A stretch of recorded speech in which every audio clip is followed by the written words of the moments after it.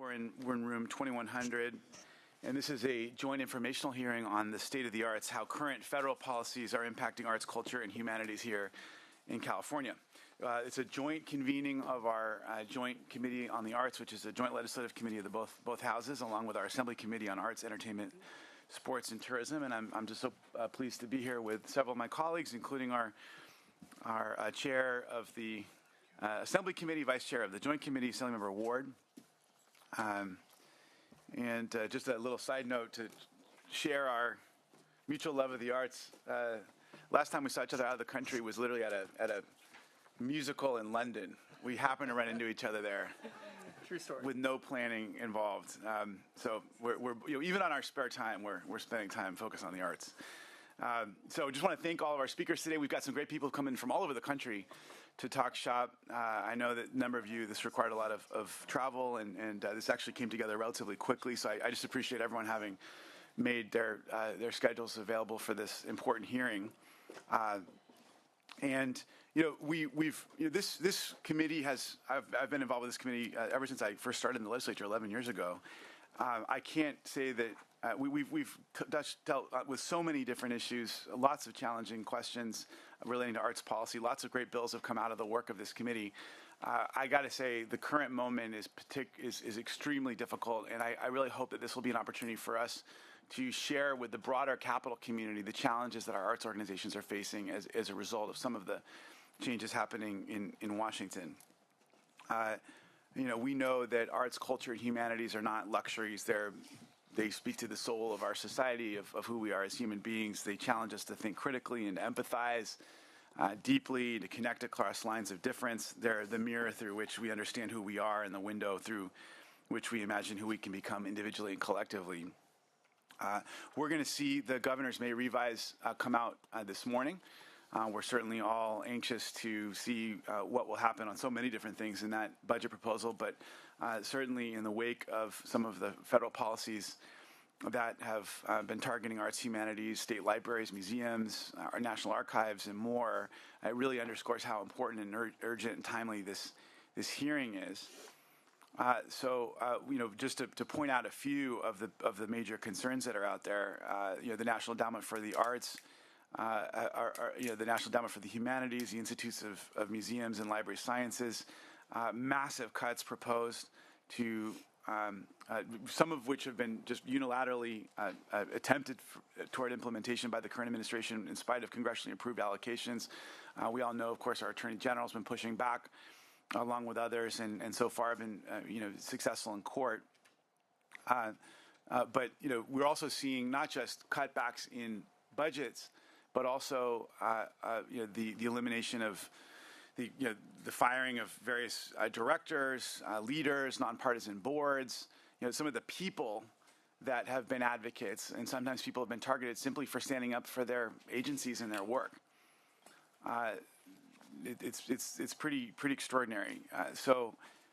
We've also had stories now of organizations here in the state that have been receiving letters informing them that their grants are being terminated immediately because they weren't aligned with the agenda of the president and new priorities, new guidelines and grant review processes that are effectively eliminating important storytelling, research, creative programming that serves communities across our country and throughout our state, and projects that were in the process of being funded that have been left stranded.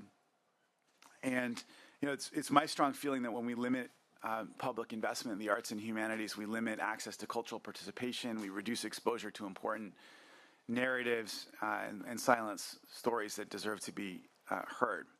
So it's our strong hope, and we have seen in the wake of the unpopularity of many of the proposals from the president, a pushback in Congress, and I'm heartened to see that in the healthcare space, where Republican, Democratic members of Congress alike have stepped up to push back on cuts. I think you think about how beloved so many of the projects and programs that are on the chopping block are. I mean, everything from PBS to NPR to NEH, museum funding, etc. These are things that so many Americans rely upon and really and truly love. And so it's it's my hope that Congress steps in to protect funding for these agencies. So we're actually going to have a perspective directly from the hot house in Washington, D.C. My high school friend, Aaron Harkey, who's gone from grown up in Santa Monica to leadership roles in the arts in Chicago, and now the CEO of Americans for the Arts. She's traveled all the way across the country back to her home state. It'll always be your home state. To share a national overview and shed some light on the conversations in Washington. And I'm really interested in Erin's perspective that she'll bring here today. I've always been so proud of the bipartisan nature of our efforts here. I mean, Jim Nielsen, our great former colleague from the Senate, was always such a great champion for the arts. Great to see my colleague and friend Selim Verlaki here. You think about First Lady Laura Bush and what a champion she was. She had a Master of Science in Library Science, and she was one of IMLS's greatest champions, the Institute of Museums and Library Sciences. So we're really hopeful that we'll be able to flesh out a lot of these issues, figure out a strategy going forward, a way to engage with all of our friends and partners in Congress on both sides of the aisle, many of whom have served with us over the years, so that we can do everything we can to ensure that vitally important arts, culture, and humanities, libraries, museums, programs continue to get the support that the American people want them to get. And with that, I'd love to turn it over to my good friend and Vice Chair, Assemblymember Ward. Well, thank you, Chair Allen. I appreciate, the memories. It's true. Just like, how often would you think that you would be, 7,000 miles away in a theater out on a date night, and in the middle of an intermission, hear Senator Allen say, Chris Ward? What's going on? But it's true. And I'm grateful to be here with you all here today, because I know we're all appreciating that we are in a very severe crisis and critical moment here for our creative community. We know that we've got a lot of impact here for California's arts, cultures, and creative industries. We appreciate that. We've been witnessing together and feeling the pain, shared pain, that the federal government has taken just over the last couple of months dramatic steps to eliminate or curtail some of the funding for all of our vital institutions, the National Endowment for the Humanities, the National Endowment for the Arts, and the Institute of Museum and Library Sciences. Services.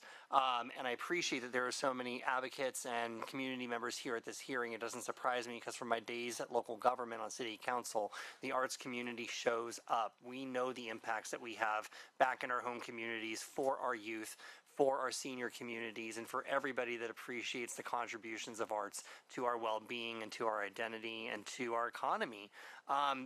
These agencies that are supporting a lot of our local institutions, they've served as keystones for public investment. They've supported our public libraries in rural communities. They have helped to fund historical preservation, documentary films, arts education, museum exhibitions, and more. The institutions that are going to be impacted by these cuts, if they're not already impacted, do touch the lives of millions of our constituents, as well as play a significant role in state tourism for people to come here and appreciate the Golden State and all the grandeur that we have here to show.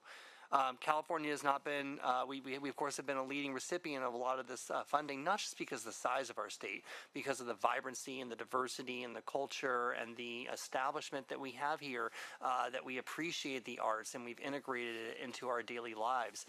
These funds that we have catalyze jobs. They help support our schools. They elevate voices. They memorialize generations and their impacts to our society, for history, for storytelling, for art. We know that indiscriminately canceling grants, forcing a lot of resignations, and dismantling these agencies is already having real-world impacts. We've heard the stories of programs being halted midstream, nonprofits being left in limbo, some of the jobs in public access to the arts and humanities being put at risk, hours being reduced, access being reduced. So we're eager this morning to really learn more about what is happening on the ground from you, from a lot of our cultural leaders, from our community advocates who are going to help us better understand what these impacts are having on individual institutions, as well as California's broader creative economy and on the millions of people who rely on these work. these work under which the grants will support. But we're not just here to listen. We're really here to inspire action. How do we as Californians step up to take action to support our cultural and creative institutions which make the state so special? How do we make sure that we are going to do this in the face of federal policies that don't always seem to align with California's values? So I'm really looking forward to your testimony here and the public comment as well at the end of this hearing. And I want to really invite, all of our panelists to be very transparent and frank about the work that you're doing, the great work that you're doing, the impact that you're having, and the real world consequences that you're already witnessing and that you expect would come if we do not change course and right this ship. We are going to work with our colleagues here in the legislature to ensure that all Californians have a state where culture, learning, and community can thrive. And I really want to thank the chair and our committee staff as well from both committees for helping to organize this hearing this morning. Thank you. Senator Richardson. Yes, I'll be brief. As a new member, I feel like I should introduce myself to you. First of all, I'm happy to hear that 7,000 miles away, both Senator Allen and Assemblymember Ward are having date nights. That's very encouraging to me, being a new member on this committee. All kidding aside, I represent the 35th Senate District. I reside in San Pedro, and so Angels Gate, for some of you who might be familiar with it, took over some Fort MacArthur property, and we have many artists that reside and thrive in my community. Misty Copeland, our very famous ballerina, came from the San Pedro area, and we have the San Pedro Ballet. And then going up towards my district to Watts in the Willowbrook area, I have the Watts Towers that many of you, I'm sure, are familiar with. And then swing over towards Inglewood. I'm going to be the home of the FIFA World Cup, the Super Bowl, and the Olympics all in about the next 2 years. So we'll certainly be doing our share of sports and tourism. So I have a long history of supporting arts, which I think is the bottom line of what the Assembly member said. When I was on the Long Beach City Council, I directed my personal discretionary funds towards supporting the arts when we were cutting back in very tough times. And then subsequently in other assignments, I've done the same. So consider me a supporter, one here to learn more of how we can work with you and be helpful. Thank you. Thank you. All right, we'll get started with Senator Lackey. Do you want to comment or two? Or? Well, I'm kind of the odd guy out here, so I'm going to say something, because I am the Republican that's sitting up here, and I think I'm the only one. Well, maybe the staff member might be, but I want everybody to know that I am a strong advocate for the arts, and I think something that needs to be worked on and even considered is we talk a lot about diversity, but what about ideological diversity? It doesn't exist in the arts, folks.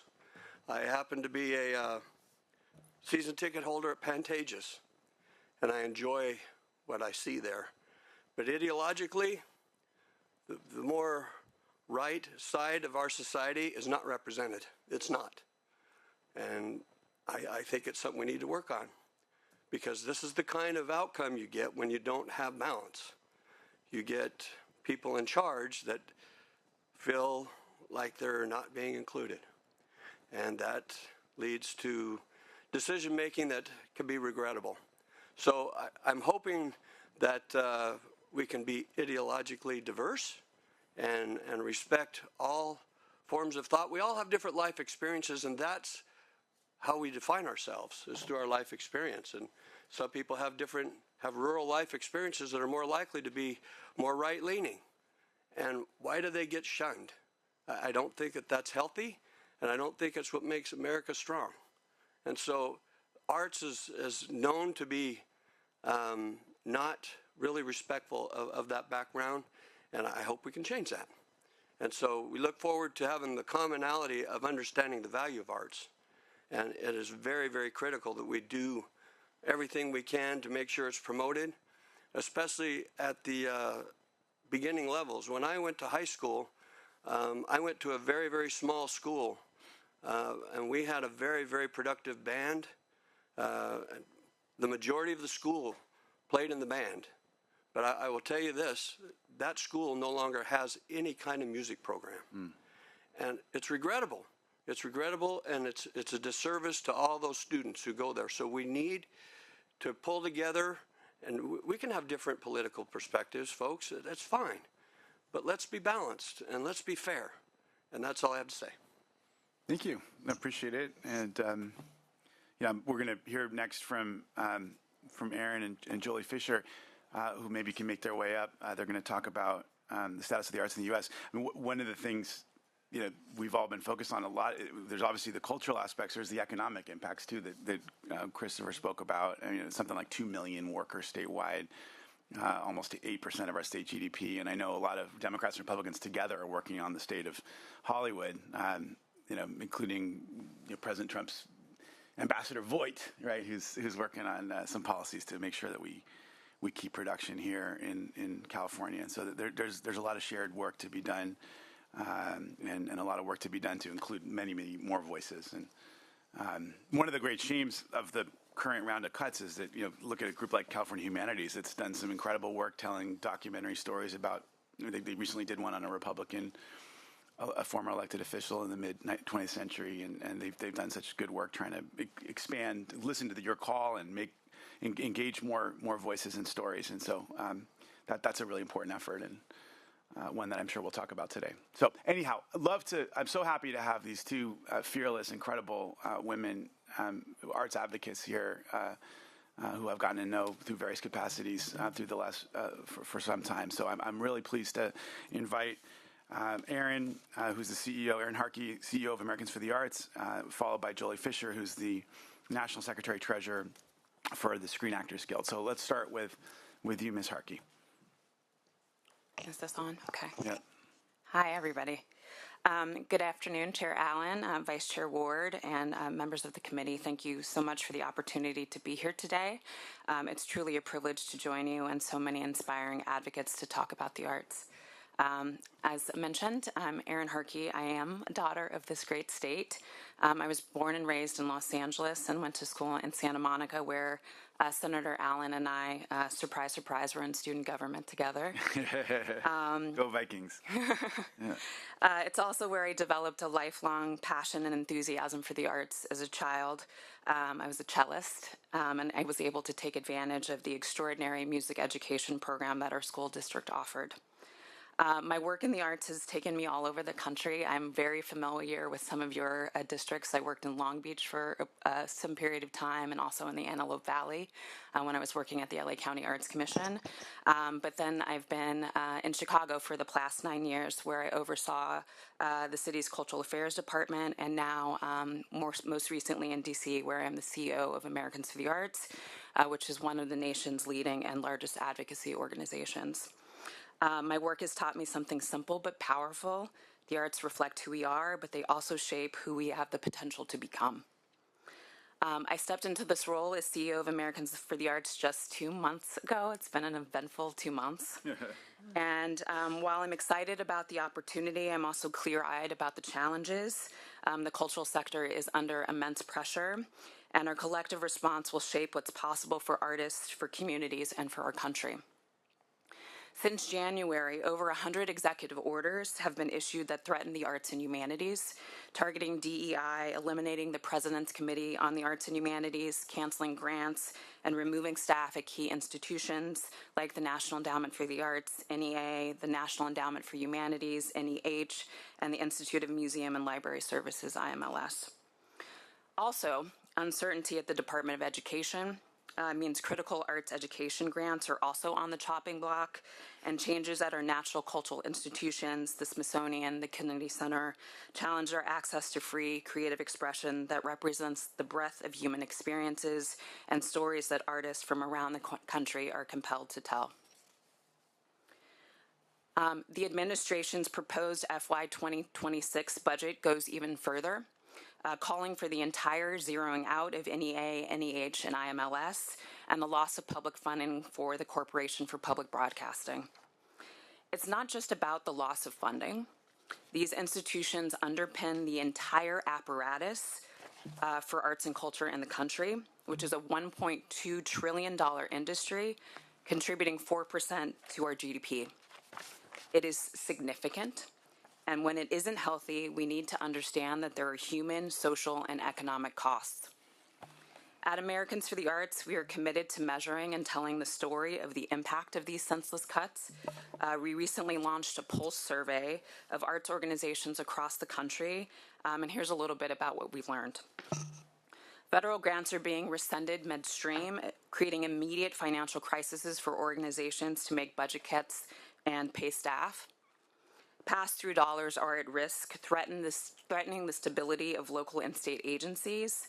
Federal dollars are often leveraged by state and local agencies to increase funding, and a loss of federal funding can become multiplied at state and local levels. Organizations are being told to strip DEI language or risk losing funding, and programs serving Title I schools, rural communities, LGBTQ+ audiences are being canceled. These aren't just abstract headlines, they're impacting people, jobs, and communities nationwide and right here in California. In California alone, over 2,000 grants totaling more than $70 million were awarded by the NEA since 2020, including over $8 million to the California Arts Council. These funds support everything from arts education in schools to sensory-friendly performances for newer, diverse audiences. Their sudden rescission has triggered emergency fundraising, hiring freezes, and program shutdowns. Small, community-based organizations, especially those serving rural communities, immigrant communities, and elder populations, are bearing the brunt of these losses. As you know, California is home to the largest and most diverse creative economy in the nation, an ecosystem that generates about $289 billion and supports over 800,000 jobs. And arts and culture contributes about 7.5% to the state's GDP, surpassing other major industries such as construction, agriculture, and transportation. But even in a state like California, there is room to be better. California ranks 35th in per capita state arts funding, just 53 cents per resident. And as questions about the stability of federal funding for the arts grow, it becomes even more imperative for our state and local governments to show up for their creative communities, which contribute so much to our quality of life. They inspire, connect, and heal us. They are the heartbeat of our communities. Whether in a rural town or a large city, the arts are vital to California's strength. I believe that California is in a position to show real leadership in this moment, and Americans for the Arts is here to support you and the collective national effort that is growing and will be required to combat this assault on the arts in this country. Here's just a little bit of what we're doing specifically. We're building coalitions. We're connecting with the partners in philanthropy, education, and the private sector to strengthen a united voice for culture. We know that advocacy doesn't happen in silos. It happens when networks align and they speak up. We're working with Congress. We're working with your colleagues to make sure that they understand the real consequences of these cuts and that we're prepared to advocate for the full restoration of cultural agencies in the FY 2026 federal budget. We're keeping our message strong and simple. The arts are essential. These institutions, NEA, NEH, IMLS, are essential. They support everything from veterans healing programs to local festivals to school residencies. The arts are in every zip code, every congressional district. The arts transcend party lines. We're investing in data and storytelling. We're working with states and local governments like you to gather the data that drives policy. We're also amplifying your stories to help the public and policymakers connect the dots. We're equipping the field. We're building tools, templates, and messaging strategies for local leaders. Again, we're here to support you, not just to survive this moment, but to transcend it and to shape what comes next. We're also advocating for pro-arts policy at the federal level. There are a number of federal proposals that would increase support for the arts and artists across this country that you should be on your radar, including the Charitable Act to make charitable giving more accessible to everyday Americans, the Performing Arts Tax Parity Act, which supports tax fairness for lower and mid-income artists, the Creative Workforce Investment Act to fund jobs for artists through public art programs. And we're asking you to meet this moment by supporting Poor Arts legislation in your state, including restoring $5 million to the California Arts Council, restoring $27.9 million to the Museum Grant Program, support for SB 456 to remove unnecessary licensing barriers for muralists, support for AB 1349 to ensure fairness in live event ticketing, and continued investment in cultural districts and small community-based organizations who are delivering impact, often with fewer resources. This is about community health, education, safety, and economic resilience. Arts-rich communities have stronger schools, healthier residents, and more vibrant downtowns, and deeper civic pride. In rural areas, a handful of arts organizations can transform and sustain a community. In schools, arts education improves student outcomes. In hospitals, art improves our healing. In neighborhoods, the arts bring us together. At a time of growing division and economic uncertainty, we need the arts more than ever, not just to entertain us, but to connect us, to ground us, and to move us forward. This is not a moment for retreat. It is a moment for resolve. California has always set a high standard for creativity. We should rise to the challenge. We should protect what we built. Let us lift the organizations and individuals who make our communities vibrant, and let us ensure that the arts remain not only accessible, but essential to every Californian and every American. Thank you for your time, your leadership, and your commitment. I look forward to your questions. Thank you. Ms. Fisher. Thank you, Senator Allen, Assemblymember Ward, for inviting me to speak today and making this opportunity possible. That's right, I'm Jolie Fisher, National Secretary Treasurer of SAG-AFTRA and co-chair of SAG-AFTRA's National Government Affairs and Public Policy Committee. What we forgot was butcher, baker, and candlestick maker. And I'm an actor. I'm here on behalf of those I represent, performers in entertainment and media, people who have been greatly impacted by the current mass exodus of their industry from not only the state, but from the nation. My father, Eddie Fisher, the son of Jewish immigrants, grew up in the midst of the Great Depression. My mother, Connie Stevens, raised in Brooklyn by her Sicilian grandmother, was born in the Depression's final year. Thanks to Roosevelt's New Deal, America didn't lose its burgeoning entertainment industry during a time of economic crisis. Instead, Hollywood entered its golden age, and my parents, along with countless others who made their living in entertainment, were able to thrive. That's the type of good that can happen for Californians and for artists when federal policies support individuals and industries. Over 90 years later, the situation is very different. Instead of bustling small businesses near studio lots, we're seeing abandoned car washes, shuttered restaurants, and countless for rent signs. Why? Other countries have created their own government-backed incentives and successfully lured Hollywood production overseas. Lack of federal action to address this has not only forced legions of professionals to apply for unemployment, but has also given the business that serve those professionals no other choice but to close up shop. On Monday, SAG-AFTRA, along with a coalition of entertainment industry unions and studios, signed on to a letter to the president outlining much-needed steps to bolster film and television production in the United States. We also support a federal production labor tax credit to complement state incentives and reward productions for hiring American workers. But that's not the only issue. Currently, the federal tax code doesn't adequately address workers performing skyrocketing business costs. Entertainment is a difficult enough business to survive in. An outdated tax code is making it even harder. Solutions are available.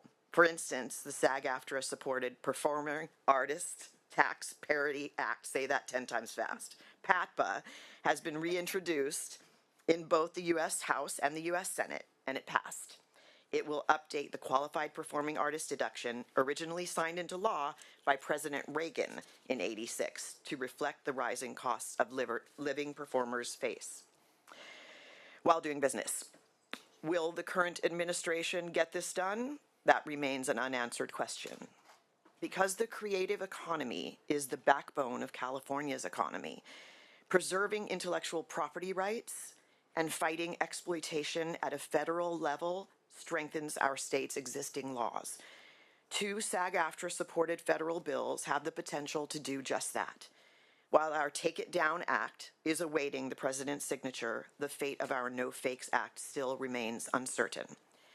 The need, though, is clear. Without a federal intellectual property right to our own voices, likenesses, anyone can use another person's digital replica in whatever way they want.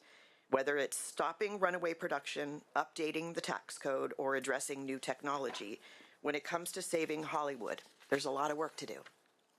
And achieving our goal is about keeping our eye on the prize, a beautiful state sustaining generations who make their livelihoods as part of a prosperous media industry. And 'cause I'm a glass all the way full gal, I believe we can have that again. I mean, just look at the wonderful art form we've cultivated here on big screens and small screens alike. Motion pictures, culture-changing motion pictures, world-changing motion pictures, life-changing motion pictures. Motion pictures created with California mountains, California beaches, the deserts, California backlots, California artistry. Next year, we'll be hosting the World Cup, and after that, the Olympics. Do we want a world to see block after block of boarded up businesses, or do we want them to see the state that's responsible for magic? Something as spectacular and meaningful and magical as this can't disappear in an instant. Now, whether or not federal policies will be enacted to save entertainment industry jobs is not something we can afford to wait on. Everyone in this room has the power to be a part of our state's next showbiz renaissance. And here's our to-do list. We're approving the tax incentives, and we're passing the right bills. Let's be the heroes that the state needs. Crazier things have happened. Last week, a guy named Bob from Chicago became the Pope. Keep the faith. Thank you. Thank you. Thank you. It's true. Well, let me start by just letting folks know. I know we have a lot of arts advocates here, and we all love the film industry and are trying everything we can to do to help it. There's going to be actually an event this evening at the IMAX Esquire Theater with Edward James Olmos and others. They're screening several short films by student films. So if you're interested, let us know. We're happy to have you included. But it'll be a wonderful celebration of the creativity that you just described. Let me go to you, Ms. Harkey. I'd love to just kind of follow up a little bit on Assemblymember Lackey's comments. Give us a sense of what the conversations are with, particularly on the Republican side.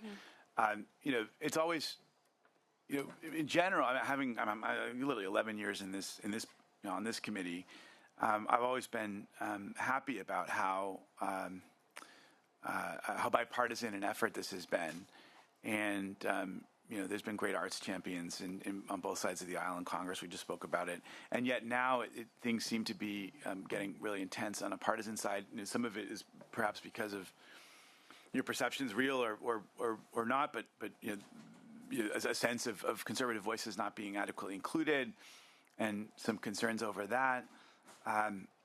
What is the state of bipartisan support for the arts from your perspective, and how are the conversations going with Republican leadership on this topic, and also how should the arts community be thinking about some of the criticism we just heard about making sure that the community really does include lots of different voices? Yeah. Well, I appreciate that question, and we'll just say that yes, this has in fact been always a bipartisan of folks that have made sure that support for the arts was still there. In fact, the zeroing out of the NEA and the NEH and IMLS is actually not a surprise. It also happened in the FY 2025 budget when the president made his proposal the last time. And it was a bipartisan coalition of folks that indeed restored funding for the NEA and the NEH, and in fact increased funding for those agencies. So that bipartisan support has been historically strong. I think things are very, very different in this climate, as you've mentioned, and so we're trying to understand and make sure that that coalition still holds. We've had several conversations with Republican leaders on the Hill, and they are still very supportive. They understand, I think, especially in communities where there's significant sort of rural constituencies, that public funding has an ability to reach these organizations in a way that private funding is not able to. And so when you start to remove public funding for the arts, then you start to see these small community-based organizations really struggling to find how they're going to support and sustain themselves. So this has real implications for their constituents and their districts specifically. What we're trying to do is really elevate that data. The NEA actually has done some really good research in documenting where their funding is actually going. And they're in some 700 more districts than the top 100 private philanthropic foundations. So uplifting those messages about where public funding for the arts actually goes is an important part of the strategy. And then also thinking very strategically about how we not only connect with members on the Hill, but how we connect with them in their districts so that they're connected to the work that's happening and can see the impact that federal dollars have on sort of the day-to-day lives of their constituents. I mean, do you see the kind of the battle over Medicaid as almost a corollary where all these wild claims of cutbacks came out from the White House, and then they got all this feedback from all sorts of members of Congress, including Republican members of Congress, saying, "Wait a minute, this is not what we want." Yes. Is there an opportunity for something similar to happen here? Yeah, I think. Do you sense it happening? Is it? Yeah, anecdotally. So, so for example, the National Endowment for the Arts, when they sent out their cancellation notices 2 weeks ago, gave organizations the opportunity to appeal.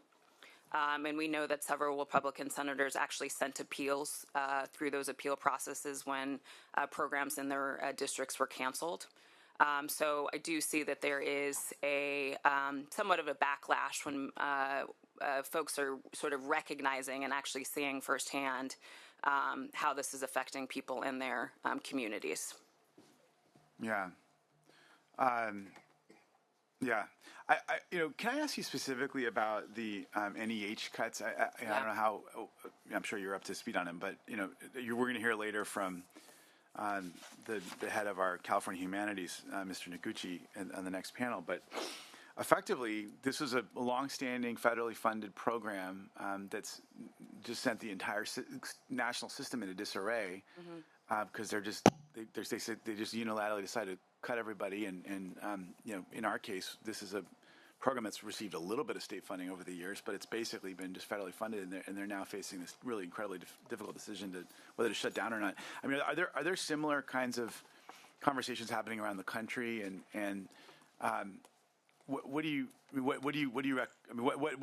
being done to push back and to try to restore? Is some of this a game where they're trying to see how much pushback they get, and then hopefully it'll be restored through negotiations, or is that your impression?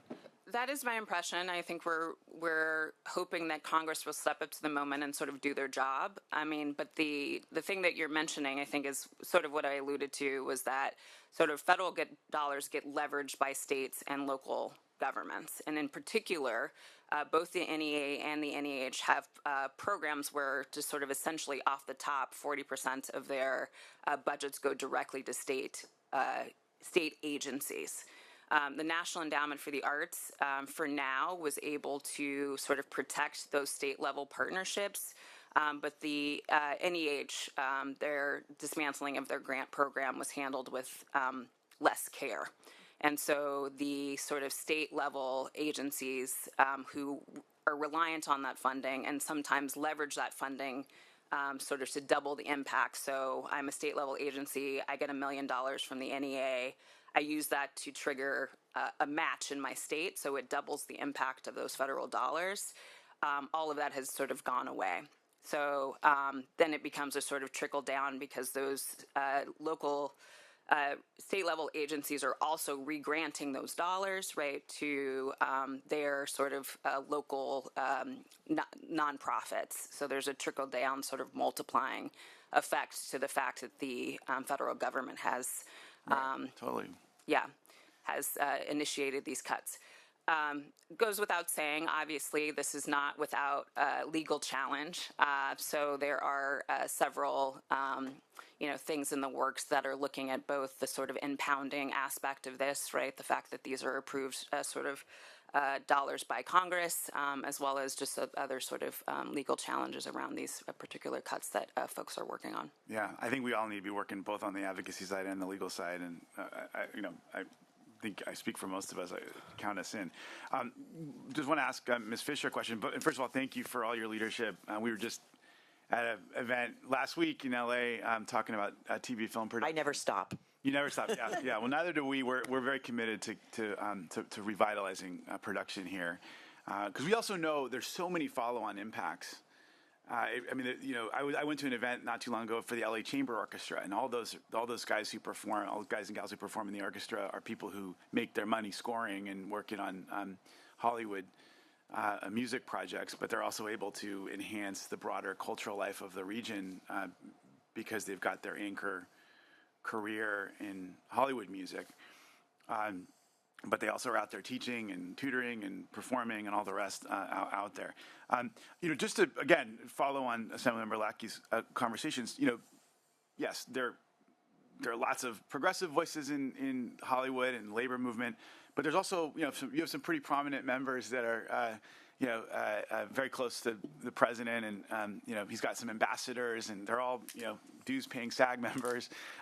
Tell us a bit about the conversations on in terms of engaging more conservative voices within the union, how those conversations go, especially with regards to reaching out to folks in the White House and also in Congress. Well, I've seen some TikToks of people that are not happy about it just this morning. But I think that out of that meeting that Mr. Voigt had came some interesting ideas. The idea of a federal tax incentive, tax credit compounded with our state could be really wonderful for the business. Also, what came out of it was a very illegal taxing of digital intellectual property. That's a law that you can't tariff a movie. But of course, we're always listening to everybody's voices. We represent a multitude of multifaceted people. I think it's Orwellian that we're talking about like retaliatory behavior in terms of the arts. It breaks my heart. But if we can see some of our agenda advanced, then we have to listen to what the president has in store. Yeah.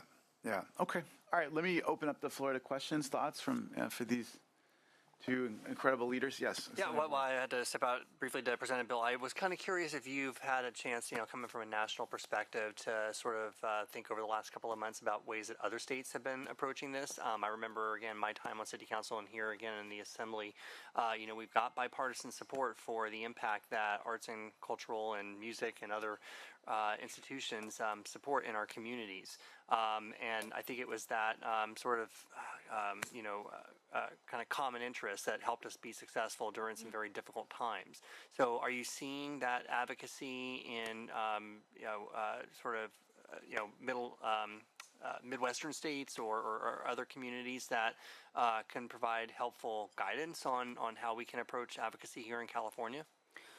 Well, you actually have one of the strongest states, I think, in terms of the sort of coalition of advocacy groups and their ability to sort of work together and get things done. I would also say, having spent a good deal of time in Chicago, that Illinois is another one of those states that has able to sort of use the sort of Chicago, but also the sort of downstate networks to increase funding for the arts, especially during COVID. We were able to do sort of a lot of coalition building to make sure that the sector had the sort of bridge support that it needed to get over the hump.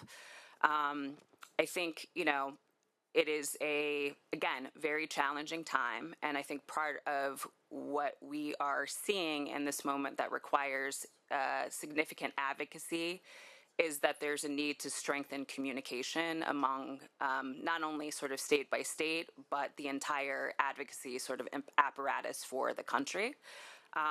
Because there are, again, organizations like mine, which are non-discipline specific and have a sort of national mandate. There are organizations like SAG-AFTRA that have a very specific mission, but our missions are ultimately sort of aligned. We sort of mentioned the same legislation, and but did not plan that, right? And so I think, in this moment, there is also an opportunity to say, how do we build sort of better infrastructure so that we're communicating together, that we're on the same message, and that we're sort of pulling in the same direction. So it's an opportunity, I think, for growth for everybody. Okay. Senator Zuber. And then, Hi, it's nice to see you both today, and thank you for being here. I had a question, and I apologize for not hearing the earlier parts of your comments, but I've been inundated with a number of folks who were raising the fact that New York State recently extended the Broadway tax credit allocation to $400 million, and of course trying to sort of raise that and become part of the film tax credit, which obviously has very different objectives, which is to obviously keep runaway production from leaving California and keeping jobs here, whereas the Broadway tax credit is something that is about, I think, bolstering just a theater production in the state of New York because of the economic circumstances that those theaters and productions are facing. And of course, that's a very different thing. We don't see theaters picking up and going to another state. It's about sort of keeping the arts alive in those jurisdictions. But I was wondering if you could talk a little bit about the state of theater production, and of course, we've got folks advocating here in California that we do something similar to New York, and I'm just wondering your thoughts about what New York is doing and what that really means here in California. Do you want to take it? Well, I think that she announced $800 million, the governor of New York, right? It's a $400 million increase. Yeah. Yes, okay. Yeah. And Broadway, to be fair, has suffered since the pandemic. Remember the pandy? And the same with us here was pandemic, and then strikes, once in a generation strike, which God help us, once in a generation. And then our fires, our whole city is, the city of LA is decimated, and we can use all the help we can get.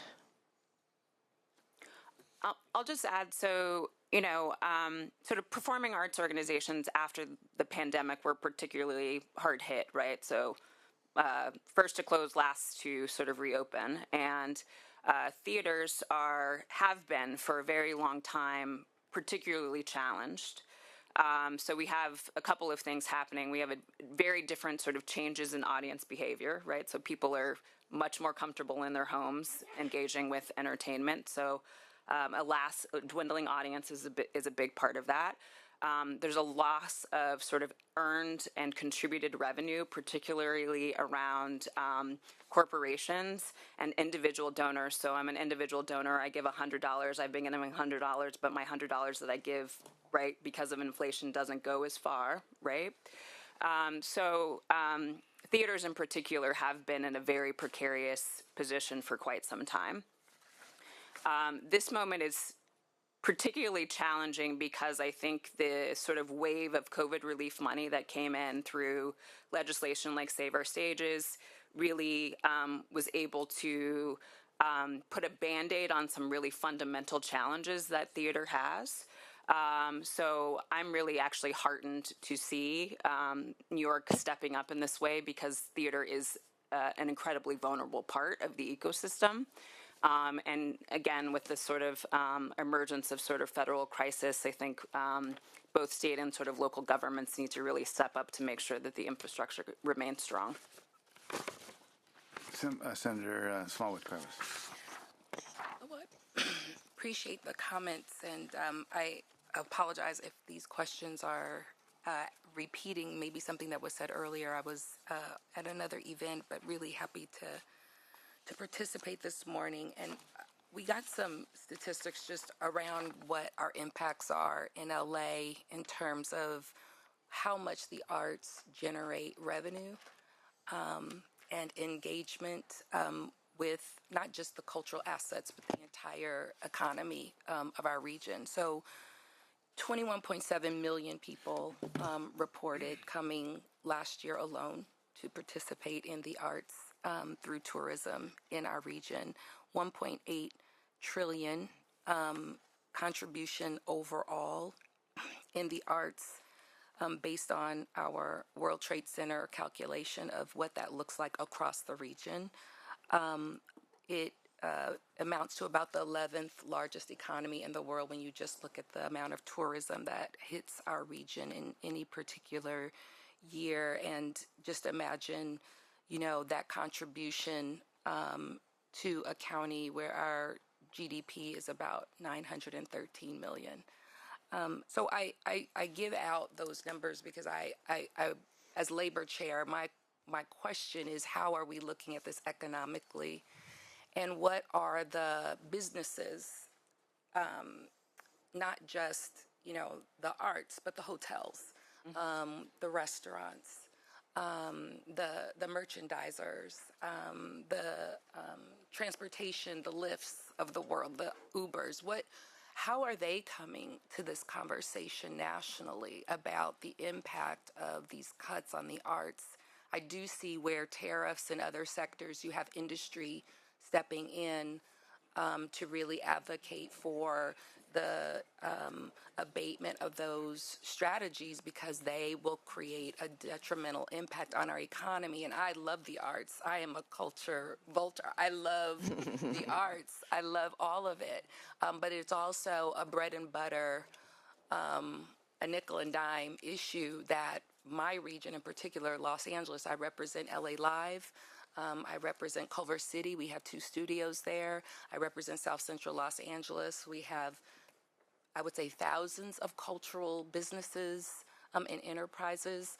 So this will have a significant impact when we see 21 million people coming to my region just to consume arts and culture. And now that is being completely undermined by the federal government. And I want to say, at a time when the world is coming to California, when the world is coming to Los Angeles.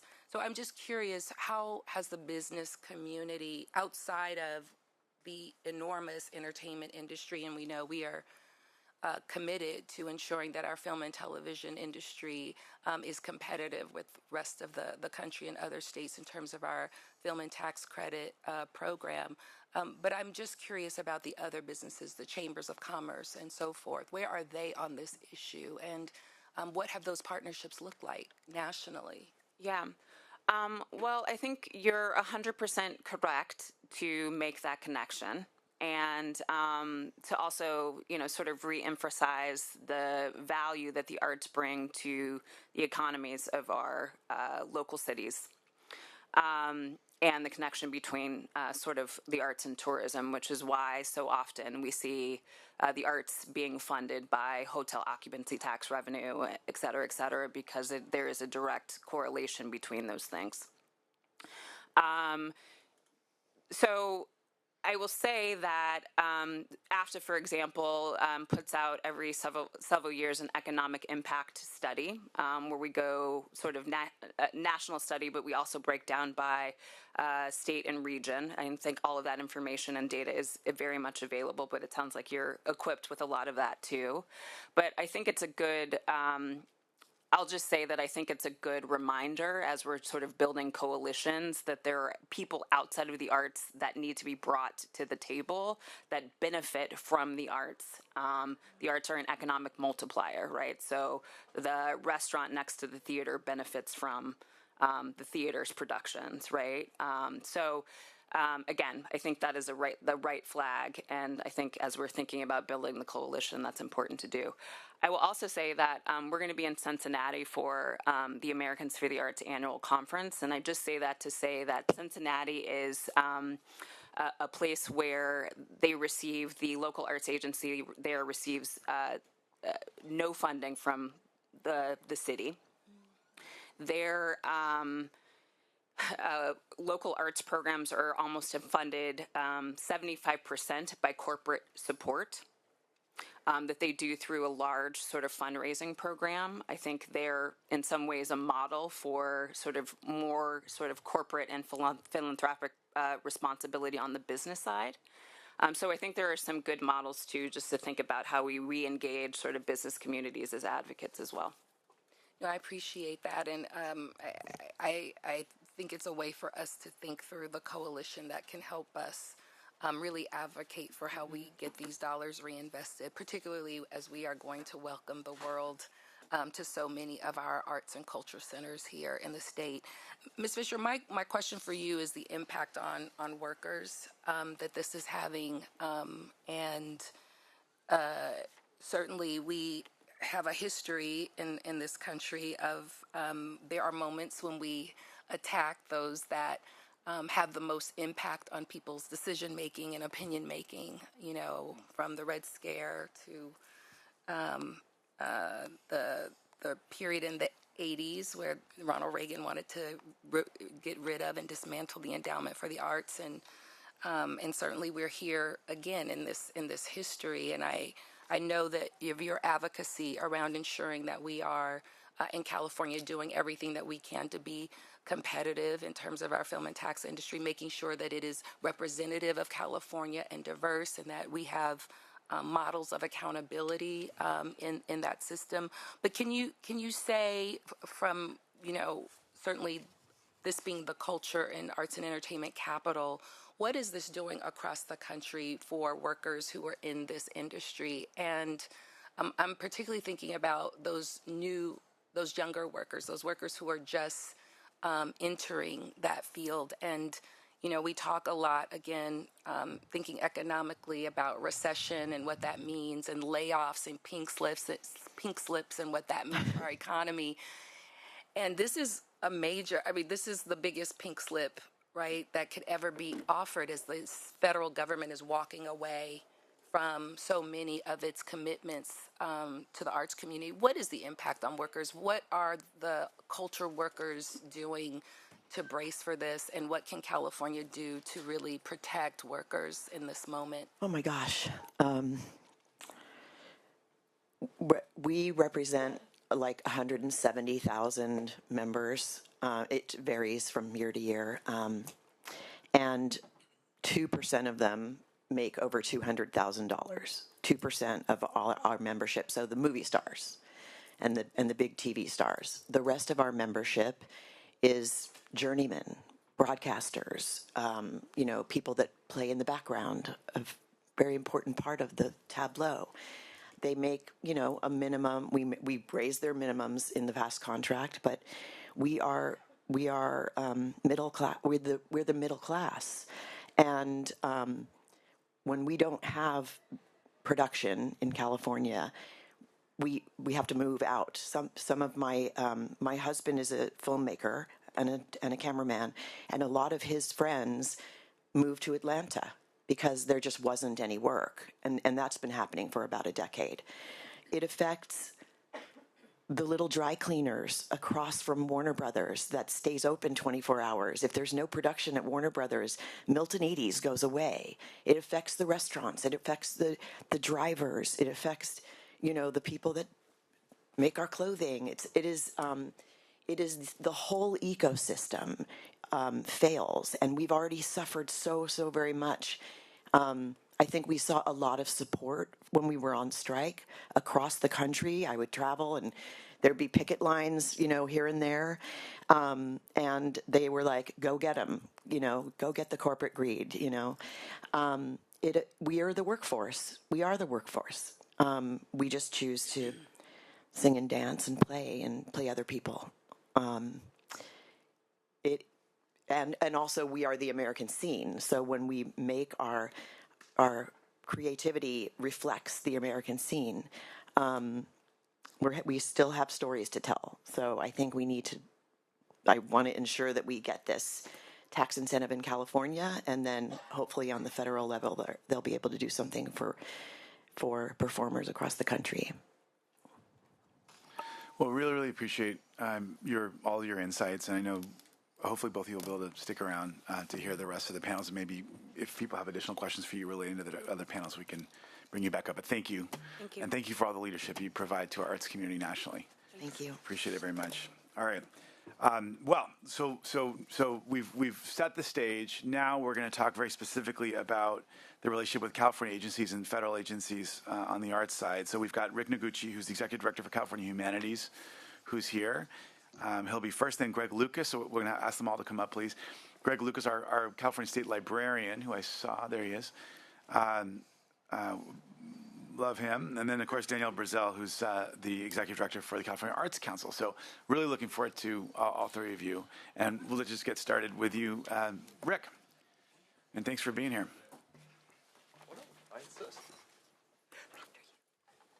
Yeah, good morning, everybody.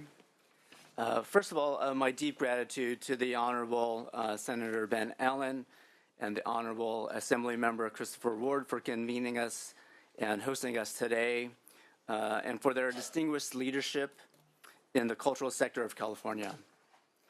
My thanks to the members of the Joint Committee on the Arts and the Assembly Committee on Arts, Entertainment, Sports, and Tourism for listening to us today and for being supporters and leaders of California culture.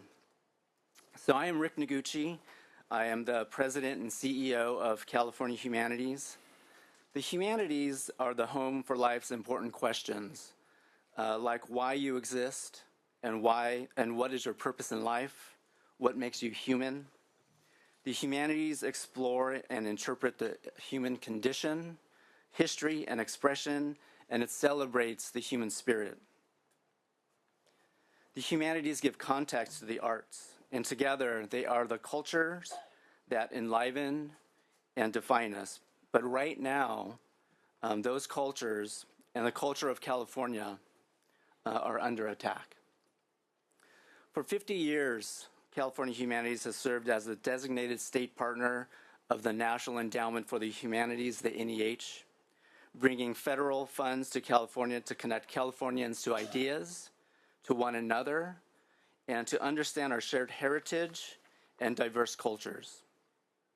Our vision at California Humanities is to ensure that Californians possess the knowledge, understanding, respect, and empathy to create a more thoughtful, open, and just state. We have advanced our democracy in California by lifting up untold stories and voices seldom heard with an approach that acknowledges diversity and embraces inclusion. And we believe that America's excellence and exceptionalism are a result of its embrace of all its peoples and what they contribute to our great state and our great nation. As a longtime steward of federal funds, California Humanities has been effective and efficient in using taxpayer monies to support humanities projects across the state and in every assembly district of California. Although we are an independent nonprofit, we are the designated federal state partner, similar to the California Arts Council, as well as the State Library. While not a state agency, 25% of our board are gubernatorially appointed. So we have a fixed connection to the state, yet we are currently do not receive any state funds to match our federal funds. Through grant-making programs like our California Documentary Project, which is the only documentary program dedicated to supporting and telling California stories, and our Humanities for All grants, which highlight local stories from El Cerrito to Bakersfield to Redding to San Diego. Our grantee partners highlight the stories that make California. Our funding has had considerable leverage for many years. Since 1975, we have granted over $44 million, supporting 2,175 nonprofit organizations, including libraries, museums, historical societies, cultural organizations, and education institutions. In small towns and big cities, on the coast, in the mountains, in the desert, and our valleys. Our funding makes a difference in helping all residents, new, young, and old, immigrants, and indigenous peoples better understand who California is and why we matter. On April 2nd, we received a letter from the acting chair of the NEH informing us, along with all 56 state and jurisdictional humanities councils, that our work, quote, no longer effectuates the needs and priorities of the agency, and that the NEH is repurposing its funding allocations in a new direction in furtherance of the president's agenda.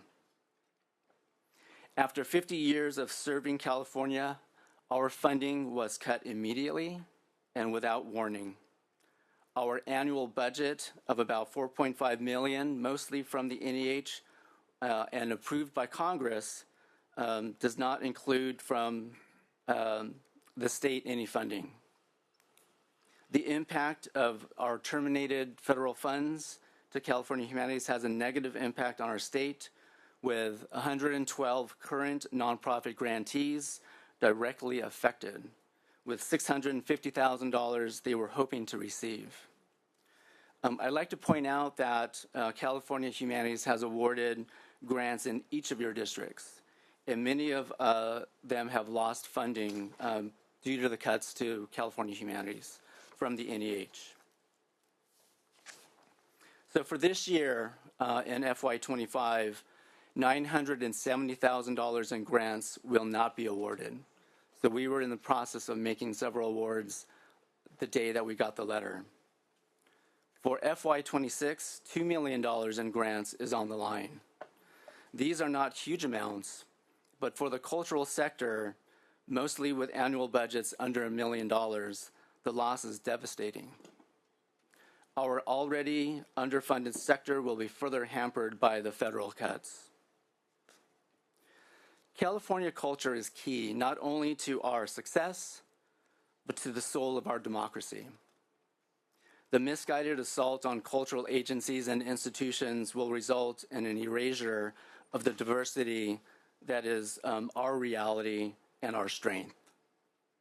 So my question to you today is, what is California willing to do now to protect, preserve, and advance California culture as a beacon of the culture of our nation?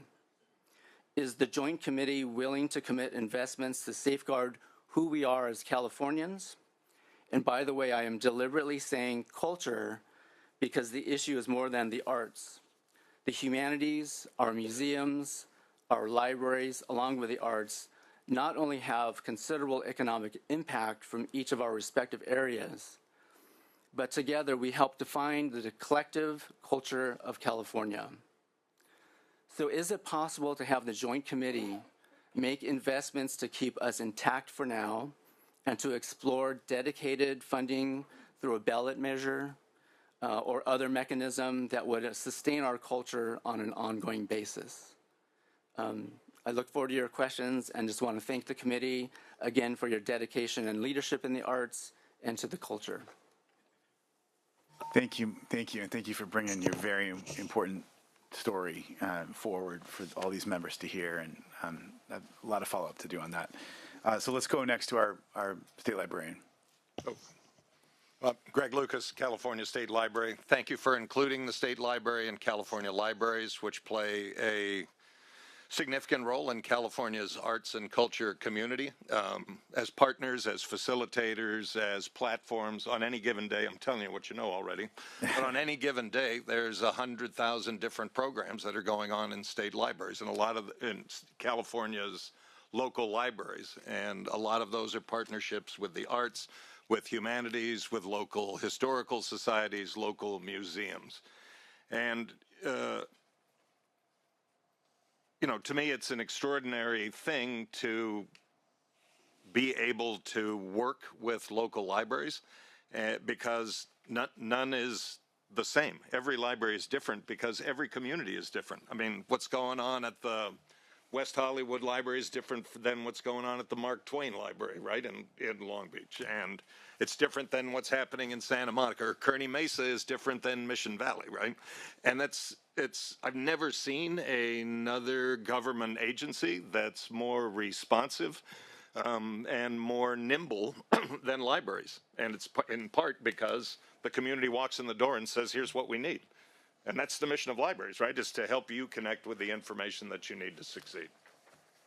In terms of the state library, we're privileged to be able to help support local libraries through grants and through statewide programs that all libraries can participate. So a recent one we introduced is a statewide ebook library, 300,000 titles in it.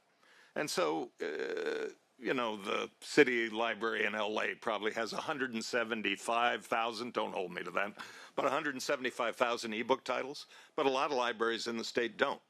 And so now we've created a situation where if I'm a smaller library, like the Palmdale or Boron or somewhere in San Bernardino County, and I can only afford 500 ebook titles, all of a sudden I'm connected to 300,500. Well, that's a program that's paid for with the money that we've been receiving from the Federal Institute for Museum and Library Services. And thank you for mentioning their value, that agency's value. We're in a significantly better place than Cal Humanities, and we're in a significantly better financial place than we were a week ago today. A week ago today, the $15 million that California normally gets from the IMLS to support local libraries had been canceled. We filled out the paperwork, we did the things that they asked us to do, and within an hour of doing that, a portion of the funding was restored. So as of last week, we had a $3.4 million hole in this year's budget, and then we're not going to receive $15 million that we were supposed to receive next year.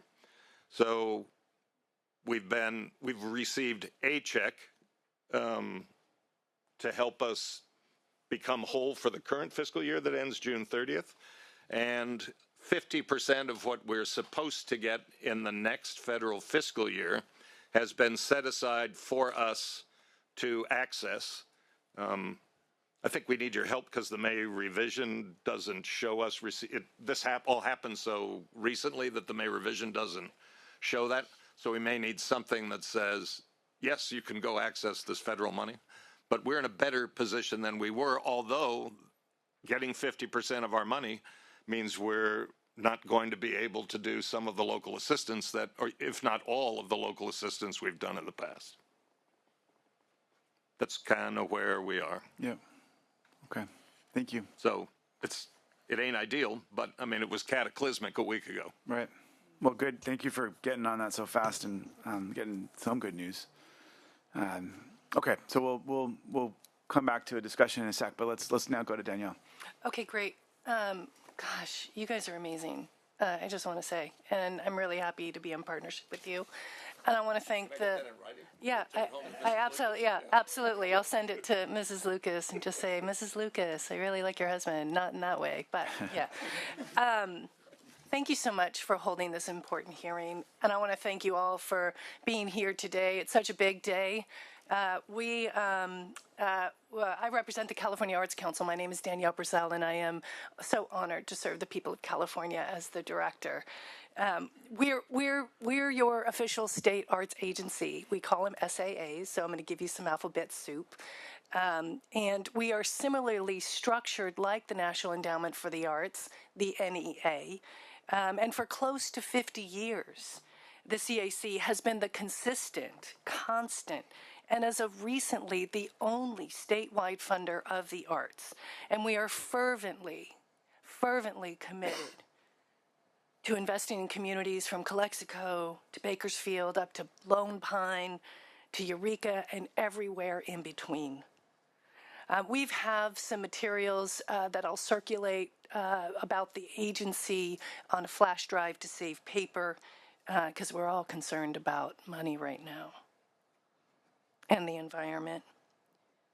But the handouts that you'll get will show you all the great work that the CAC is doing and has been doing. We are currently accepting applications for a next fiscal year cycle. Those applications are open and will be available until June 3rd. And we currently have our arts specialists, program specialists, crisscrossing across the country in libraries, in community centers, in small theaters, working to make sure that communities throughout California, regardless of anybody's cultural infrastructure or anybody's political affiliation, because the arts are indeed for everyone. And we want to make sure that we drive resources down deeply into communities, because our priority is indeed to ensure that every community in the great state of California has access to high quality arts and cultural experiences, because we believe that access to the arts, creativity, to imagination, to social connection and belonging is good for our civic body. It's good for our economies and good for communities to thrive. And when Congress established the National Endowment for the Arts in 1965, it did make a commitment to ensure that states would receive a designated percentage of the federal funds. It used to be 20%, now it's 40%. But to qualify for the funding, a state had to have an official state arts agency. And so California decided to do an official state entity. And these funds are primarily used to support part of our operations, and part of it is to stimulate economic opportunity in communities specifically for the purpose of culture. And on Friday, May 2nd, the National Council on the Arts, which approves the allocations for the NEA, held its spring meeting. The docket did include its partnership agreements for state arts agencies and regional arts agencies, as well as a handful of projects for arts and ongoing initiatives. And by and large, they actually approved the state and local partnership agreement. This is great news. They will be made for federal fiscal year 2020-25 funds, which will be our next fiscal year. And this is, of course, a first step in a multi-year process. They'll send us award letters and contract language. We are eagerly waiting for that contract language so we can review the terms of the agreement before we sign. But the plot thickens, because earlier that day, the White House submitted its proposed budget to Congress for fiscal year 26, and that calls for the elimination of the NEA, the elimination of the NEH, and the elimination of the IMLS. That's all three of us at the federal level. And then the same evening, the NEA sent letters to some grantees terminating existing grants and rescinding offers for grants not yet basically encumbered or ratified. These termination notices appear to be selectively widespread. The good news is that the NEA is selectively widespread. I mean, I know. Isn't that interesting? We're curious about that too. That's why I wanted to just highlight that. Okay. This is part of the information that we are trying to get from the federal agency so we can understand which states and which agencies were essentially canceled or terminated, and how does that compare with everything else, and what were the grounds of that termination. What we do know is that the NEA cancellations and terminations were based on alignments with the president's orders. We still need to get the information. We have submitted a FISA request for that. Considering this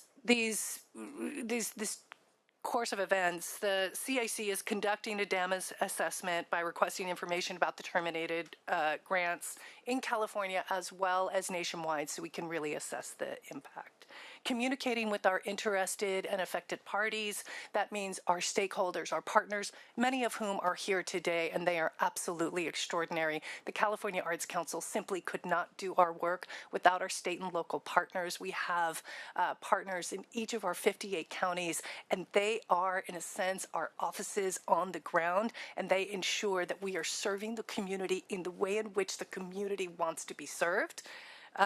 We don't want to tell people what arts to go to or how to access the arts or how to think, but we want people to access the arts, and we want people to access their minds and their creativity. We're also preparing talking points because, as I mentioned, our art specialists are on the ground. We are getting bombarded with calls, frantic calls from grantees across the state who simply do not know how they're going to close the gap. You've heard the extraordinary testimony by my colleague Aaron Harkey at Americans for the Arts, but I will just say that just to reiterate that the potential loss of the NEA and its related cultural institutions pose a significant and far-reaching risks to our national and statewide arts ecosystem. The NEA is the largest funder, and any disruption to NEA grants will have serious adverse impact on the American arts ecosystem. It makes over 2,400 direct grants and an additional 8,000 plus state and regional grants of federal funds. So it is a multiplier effect. And these will absolutely hit rural communities, low-income communities in a much more severe way. These communities do not have access to philanthropy, i.e. Central Valley, just not a lot of philanthropy. We are the only statewide funder in the arts. And so it is, in a sense, many of our most marginalized communities that will receive the biggest hurt. I will close with this by saying that cities across the state are also facing severe budget deficits. I know my colleagues in Los Angeles, in Santa Monica, in San Francisco, in San Diego are all facing massive cuts. That is putting a greater onus on funding at the state level, and our funding we'll see in the May revise how that fares. But I will tell you that the dollars that we invest into communities make a huge and real difference. They are jobs, they are people's lives, and they are people's livelihoods, and it's what makes communities thrive. So I thank you so much for your testimony. I look forward to your questions. One other thing before I close, and I can be long-winded, so bear with me. We are finishing up on the creative economy plan for the state of California, which is a bit of an audacious task, let me just say. But I think that as you'll hear from some of my colleagues later today, we really may need to think about our existing systems and what California can do to ensure that our cultural organizations that are solely for public benefit are going to have access to the tools and the capital and the resources needed to ensure that they can remain in operations should our federal system collapse. What will we do in California to imagine a dynamic and robust support system for creativity, whether or not you're in the for-profit side or nonprofit side? It simply doesn't matter. We're a crossover sector. And creativity fuels us all here in California. So with that, I'll stop and thank you, and I welcome your questions. Thank you. No, thank you very much. And this is why we want to have this hearing, because the level of challenge that we face right now as a result of all this is enormous, and we really do have to figure out another path. And just for those of you who just got here, we started this panel with our great friend from the head of the California Humanities, which is a standalone organization that's been around for a long time, helping to fund stories about California from all different types. I mean, they've had extraordinary number of documentaries and programs all over the state. And they're literally, they've been very reliant on federal funds, and they're now being told that they're getting zeroed out. So, I guess since this is an arts group here, I guess I could quote Hamilton and just say, "Stay alive, stay alive." I mean, we've got to keep you alive, right? I mean, to last through the situation. So whether that's some state funding, I want to, make sure my colleagues understand the threat that exists to this particular statewide organization that has been, reasonably relying on federal funding for years and years through Republican and Democratic administrations, and is now being threatened to zero out. So can you just give us the latest? We met a couple weeks ago to talk about your situation. I certainly want to do everything we can to help, but can you tell us the latest about the federal conversation with regards to, any news from the congressional conversation as it goes to NEH and state programs, and any progress on that front, and how your federal strategy is evolving? Yeah, no, I'm happy to address that, and thank you for the question, and thank you for the support. And the song too, hopefully the song. Yeah. I was trying to think of a Hamilton song, but it's not going to be. No song. No. Okay. One more time, I think. Okay. All right. One last time. All right. Okay. Yeah, so as I mentioned, our funding from the NEH has been cut. We do have a reserve that we are currently operating on. At the federal level, our Federation of State Humanities is currently exploring the option of taking legal action. So because we're a little different, we're not state agencies. We're kind of quasi-state agency. We're independent nonprofits. We did explore the possibility of having a multi-state litigation, against the NEH and their decision to terminate our funding. And we were hoping that the attorneys general would take it on. Unfortunately, because we're not a state agency, they're not able to take it on. They're not able to. They're not able to. We're not a state agency.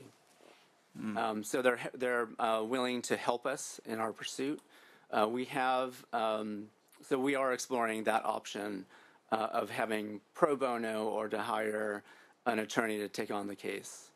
So now, what about on the so that's great. I mean, I think as we've been discussing all morning, there's a litigation strategy. There's got to be an advocacy strategy. So on the given the fact that you and your counterparts represent all sorts of communities all over the country, red and blue states, how are you? Is there what's the status of an advocacy campaign to members of Congress and others to push back?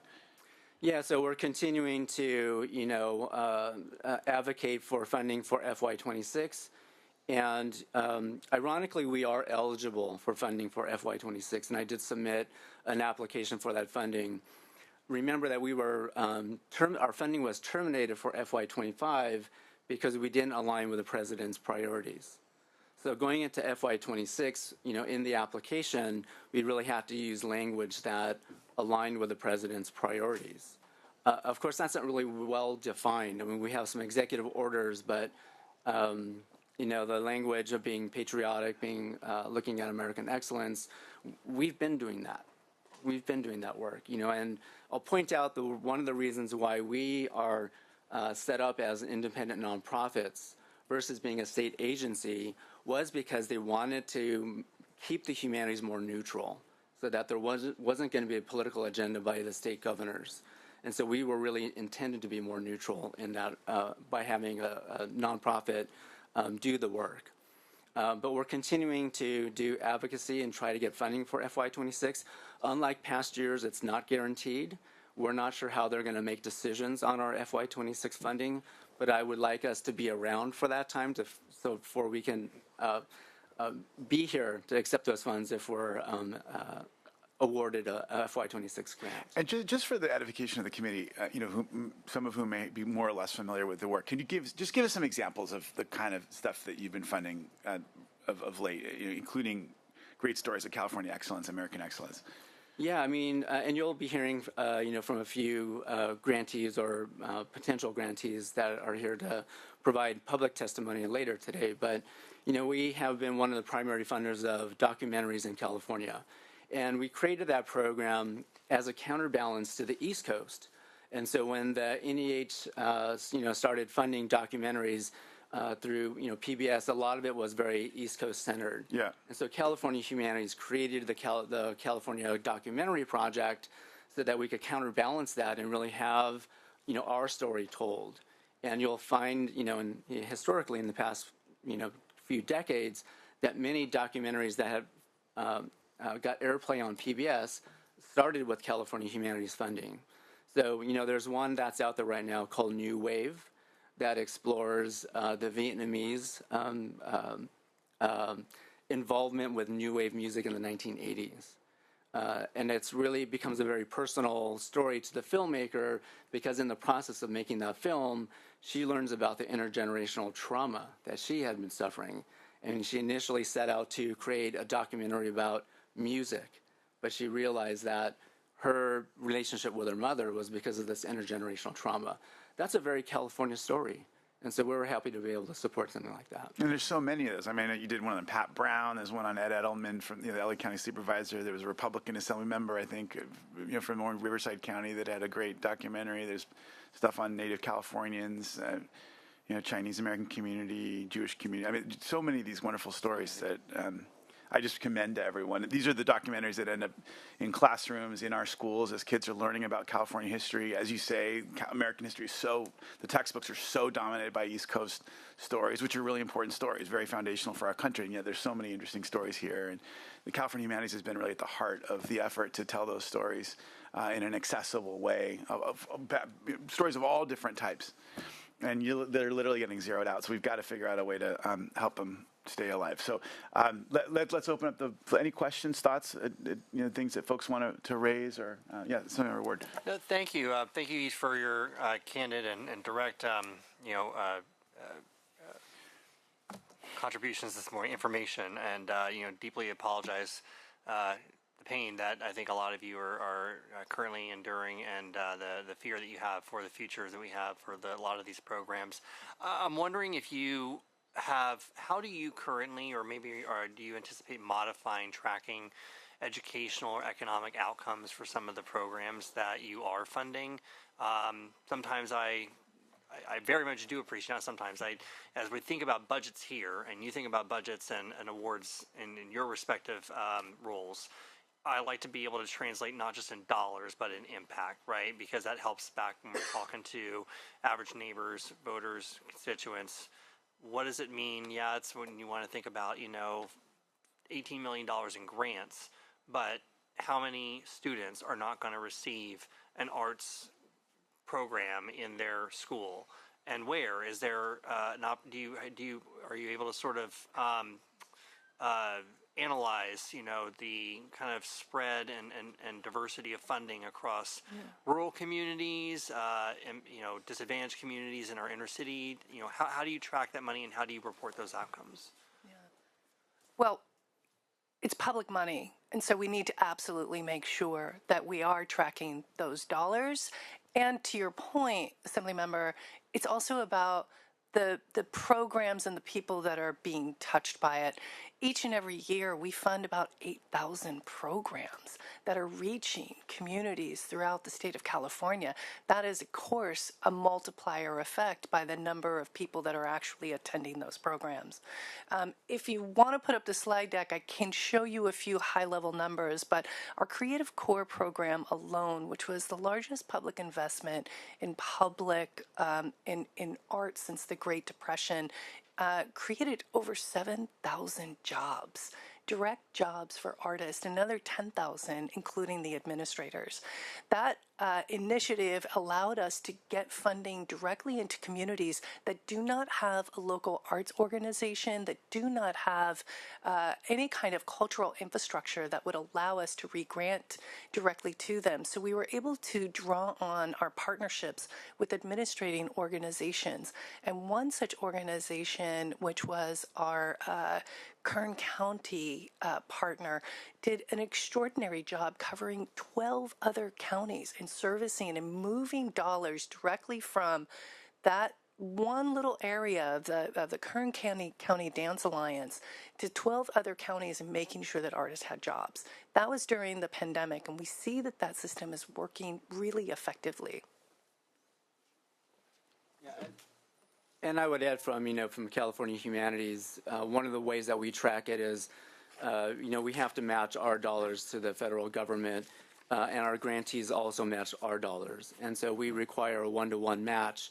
So they're matching our grants by, 1-to-1, but oftentimes it's 4-to-1. So they're bringing, we're bringing $4 to every $1 to the state of California. So I really appreciate the economic impact, but I think even before that, to get to think about economic impact, it is important to think about values and, who we are as Californians. And so that investment into the humanities allows for that conversation for us to know who we are, what our values are, and how we want to make that economic impact.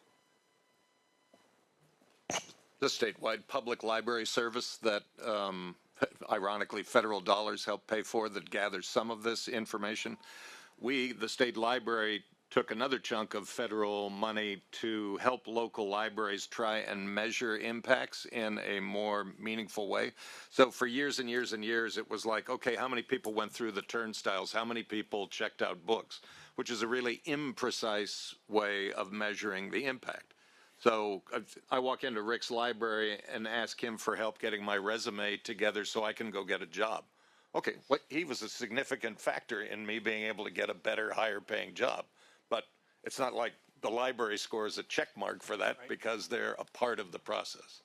Similarly, right, in the education system, there's incredible, libraries are an essential part of the education system, but it's hard to quantify how is it that a kid is succeeding better in school because they started going to story times and reading books when they were 3.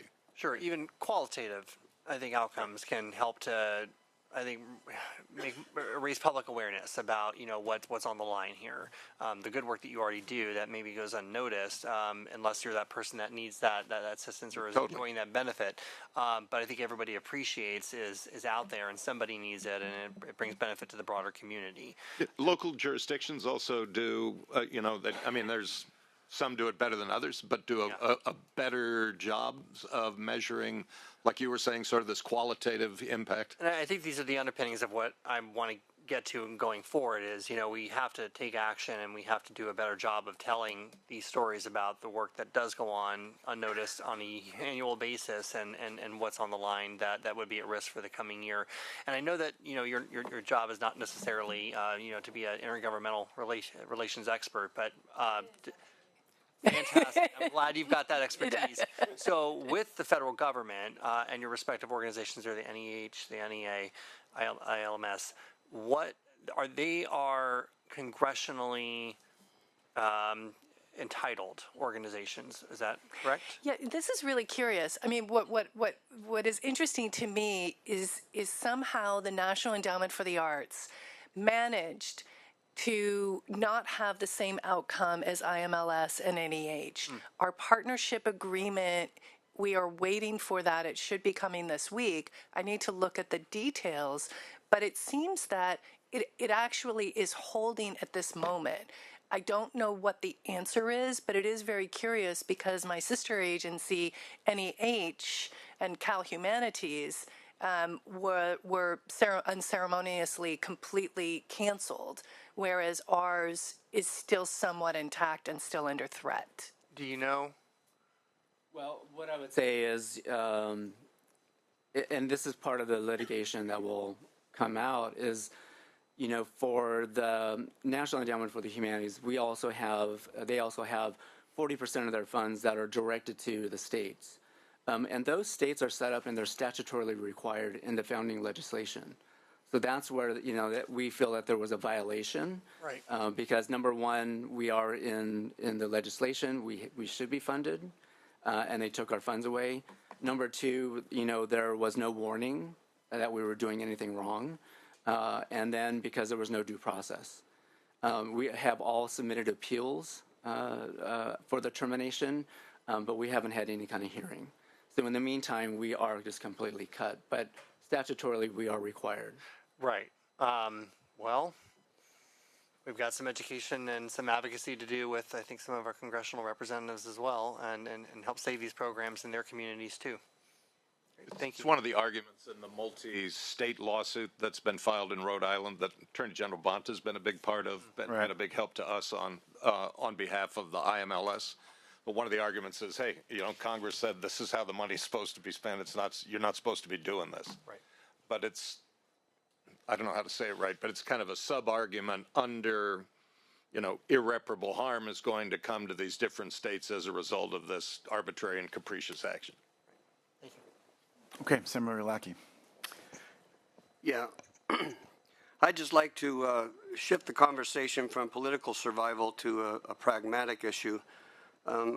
Is there anything that we could do as legislators to help protect creative jobs from being replaced from artificial intelligence? That's another very, very big threat that, as you know, during the strike was a big area of concern. It hasn't gone away.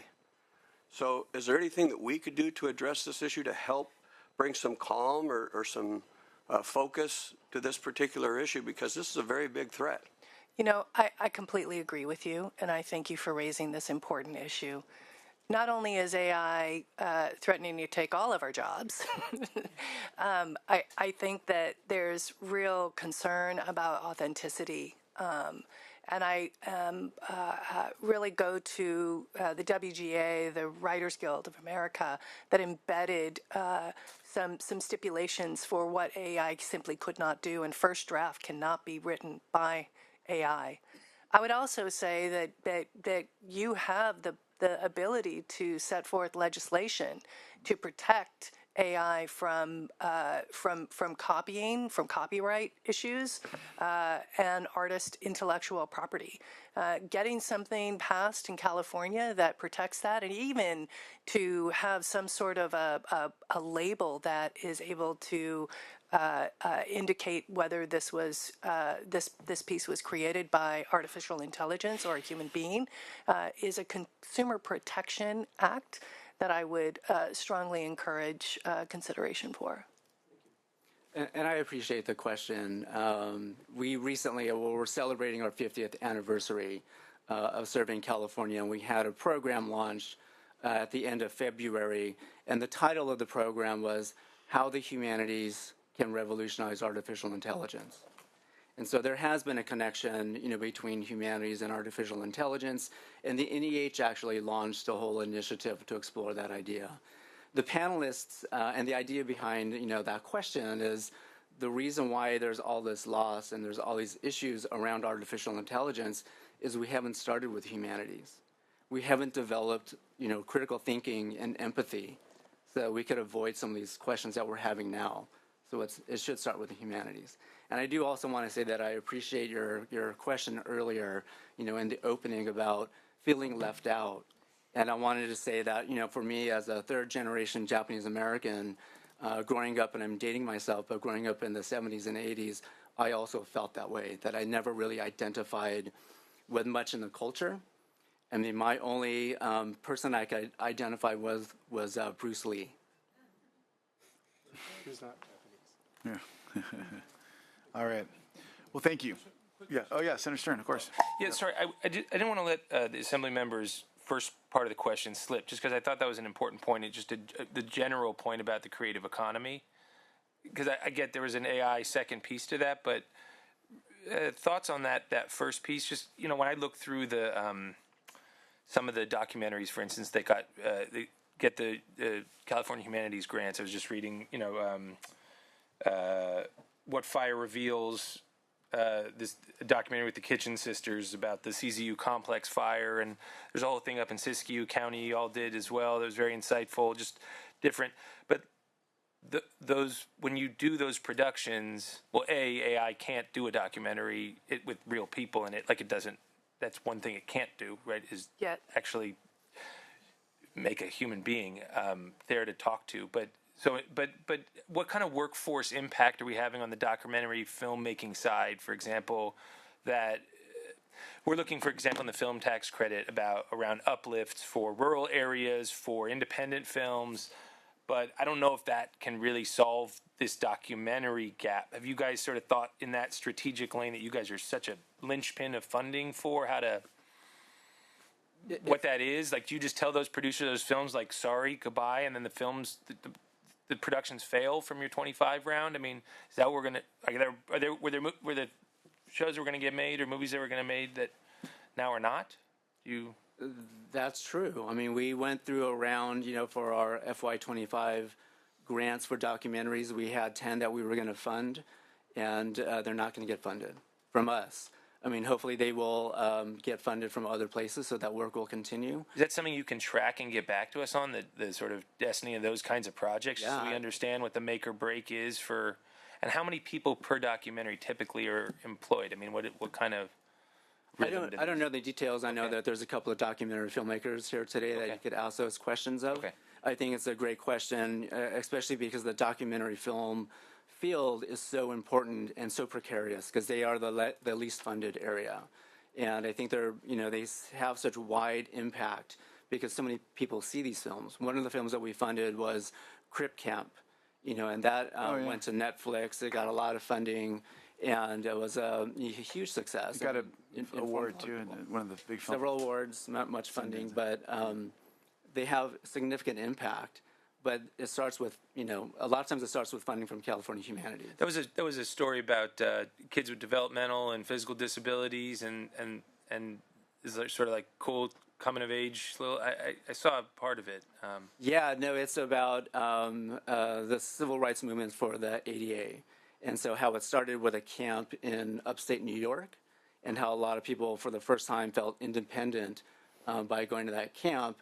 And then many of them came out here to California and started the whole movement, and it occupied a building in San Francisco.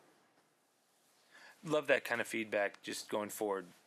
Their way to assess that job's impact and what mechanisms, if you have recommendations for us, how to fill that job's economic gap, not just the creative gap, but the kind of economic one that goes with it. That's a great suggestion.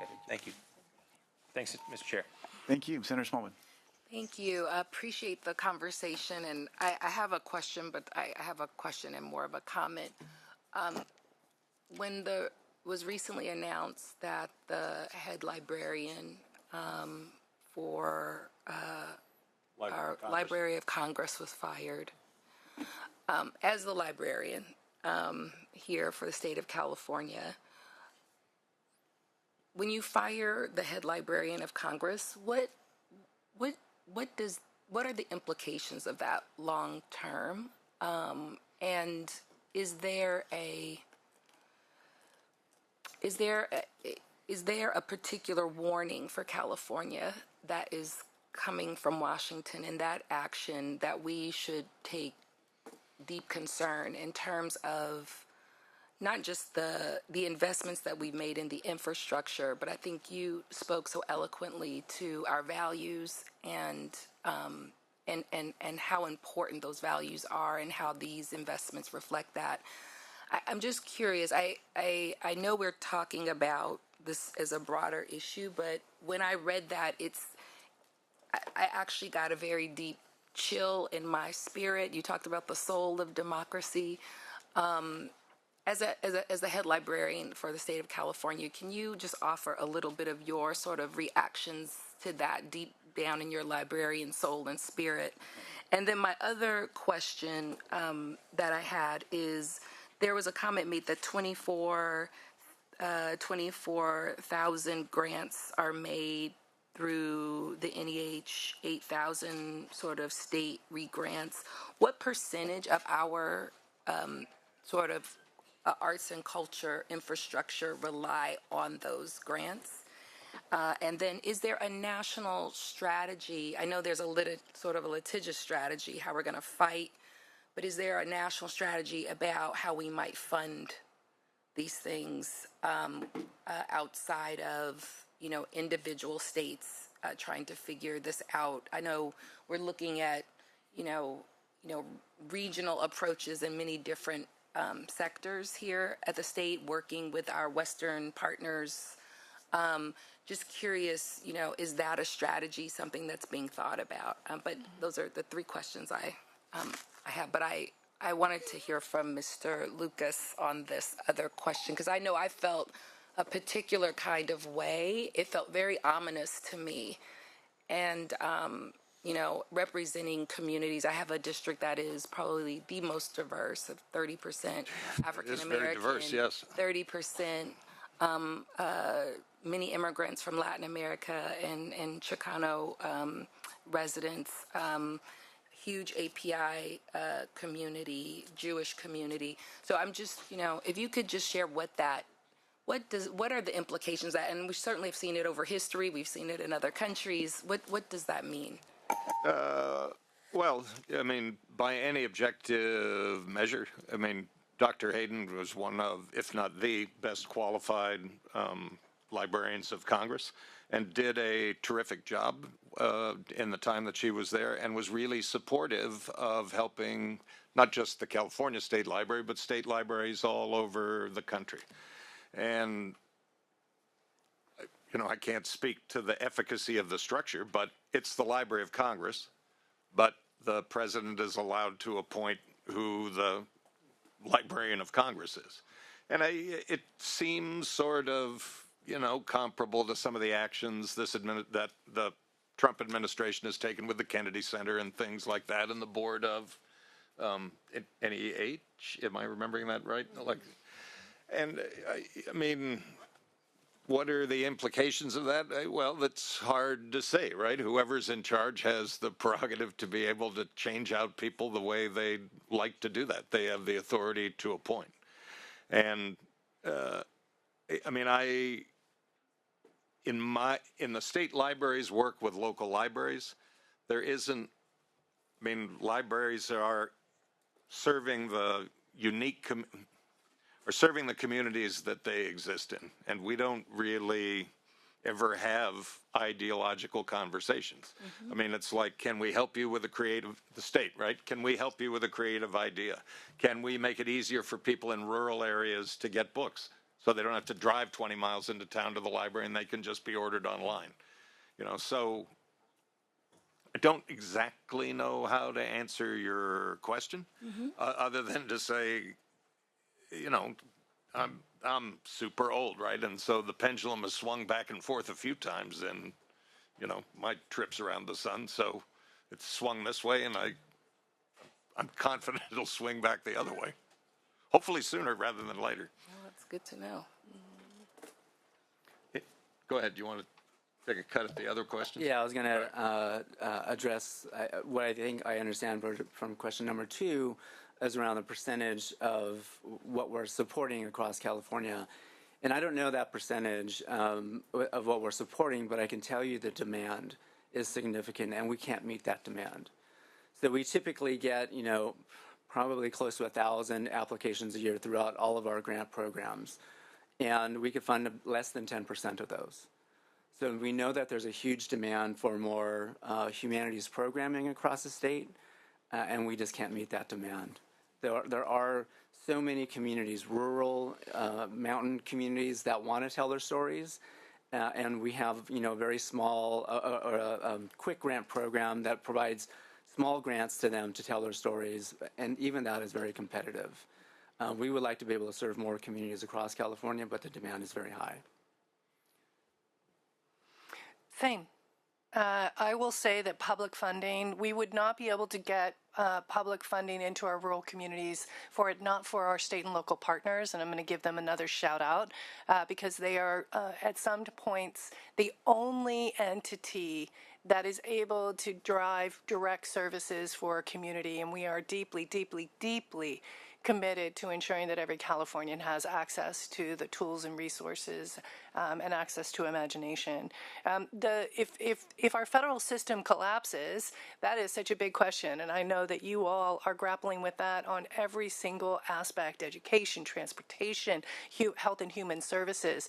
So it is an existential crisis for us to think about what is the California that we want to create, what is it that we want to protect, what are the consequences of any short-sighted thinking that we are going to do as it relates to cuts. What do we want to double down on in this moment? What do we want to say that this is important, that our people are important, that our stories are important, that the most diverse state in the country, the most diverse city in the country, our beloved Los Angeles, is the harbinger for the possibility of the future of this country. The philanthropic sector will not close the gap. They simply will not. And we don't have a strong enough philanthropic sector here in California, but we also know that public funding, public cultural infrastructure reaches people where they are, and we do that for the long term. I, too, am appointed by the governor, and I can be removed at a stroke of a pen, like the Library of Congress, right?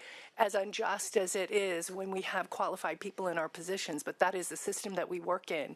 And so we got to take the good with the bad, but I think we can also create a vision for that more perfect union. And I will tell you that the arts and cultural sector we are organized, we are connected at the federal, at the states, at the regional levels, and we will continue to fight the good fight. I would say briefly that, we heard earlier there are national conversations about what are strategies to help the film industry, right? But I think there's a lot of value, and I think there would be even more value in the short term, taking a look at some of the strategies that are used in other states around the arts and culture and libraries and things like that, because there's a variety of different models, and no state is really the same in how they structure it, but there's a lot of good elements in the different structures that different states use, and it might be, I think it would be worthwhile to spend a little time examining those and seeing, okay, is there stuff here that helps make California more sustainable? It's on its own without reliance for federal money. And I know I'm going to get the cane, but because Lauren texted and said we got to wrap up. But I will say that states and Isn't it the cities hook? You don't across get the cane, you get the hook. oh, the hook, the Yeah, cane. right. There's the cane. Oh, okay. But states and cities have recognized that creativity is the way in which is the future.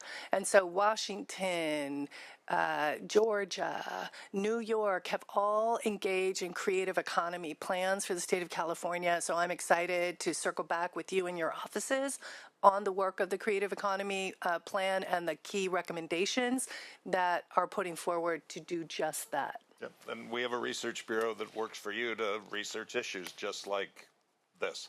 So. And if I could mention one other thing just really quickly in terms of models, for us in the humanities, the envy of all of the state humanities is Minnesota. So Minnesota was able to pass a measure that they get a % tax for arts, humanities, culture, environment, and hunting. And so they looked at what can Minnesotans really identify with. And so they were able to pass this bill for a tax, and it funds just the Humanities Council in Minnesota. They get $18 million a year from this. Wow. And so that's the envy, for all of our states. So it's like that's the model. Sounds like a future Smallwood Cuevas bill. All right. I'll be supporting that. Okay. Thank you very much. Appreciate it very much. Let's move on to our next panel. This is Minnesota. This is panel on community voices and policy impact. So we're going to start. We have Leslie Ito, who's the Executive Director for Armory Center for the Arts, Jacob Kornbluth from Jacob Kornbluth Productions, a documentary screenwriter and director, Edward Tepern, who's from Angel Island Immigration Station, the Executive Director there, Carlos Cristiani, who's the Director of Fleet Center, the Fleet Science Center in Balboa Park and all throughout San Diego, and then finally Ann Burroughs, who's the President and CEO of the Japanese American National Museum. Some wonderful voices from around the state. Let's start with you, Ms. Ito. Thank you. Good morning, Senator Allen, Assemblymember Ward, and the members of the committee. My name is Leslie Ito. I'm the Executive Director of the Armory Center for the Arts in Pasadena.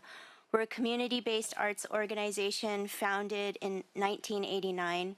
We present exhibitions by diverse contemporary artists, provide artist-led education, programs for children, teens, and adults, and are guided by our mission to nurture our community and its young people by creating, learning, and presenting art to advance equity and social justice. We envision joyful, healthy, and equitable communities shaped by imagination, creativity, and diverse voices. Today I'm here to talk about what happens when that work, especially work focused on equity and inclusion, becomes vulnerable. In the last 60 days, the federal government terminated 4 of our grants, 3 from the IMLS, totaling about $410,000, of which $140,000 are directly funding salaries, teaching artists, and overhead, and a $30,000 grant from the NEA that supports a major exhibition from the ground up. These aren't just budget lines, they're anchors for ambitious, inclusive, thought-provoking, healing work. They're disappearing at a time when we're already navigating what we've come to call our triple challenge. First, the ongoing trauma and recovery from COVID. Second, the devastating impact of the wildfires in our region, both that have affected our communities emotionally and economically. And third, the chilling effects of a shifting federal priorities. Let me briefly share with you what is now at risk for the Armory. One of these grants would have supported participatory action research, a youth-led effort to reimagine how the Armory evaluates our programs. We were going to hire an evaluation associate and train our staff to actually listen to youth in real time through arts-based multisensory methods. Another was the Sowing Seeds Initiative, a 3-year project co-created with the Pasadena Unified School District and the Tongva Cultural Advisor, focused on environmental justice, food sovereignty, and healing through the arts. We also lost support for From the Ground Up, our Getty Pacific Standard Time exhibition designed to explore how communities nurture resilience and creativity in hostile ecological, political, and cultural environments. And lastly, we had a plan for a K-3 curriculum that connected art and science through outdoor education. This program nurtures environmental stewards beginning at a young age and included adaptations for special education students and deep collaboration with Indigenous educators.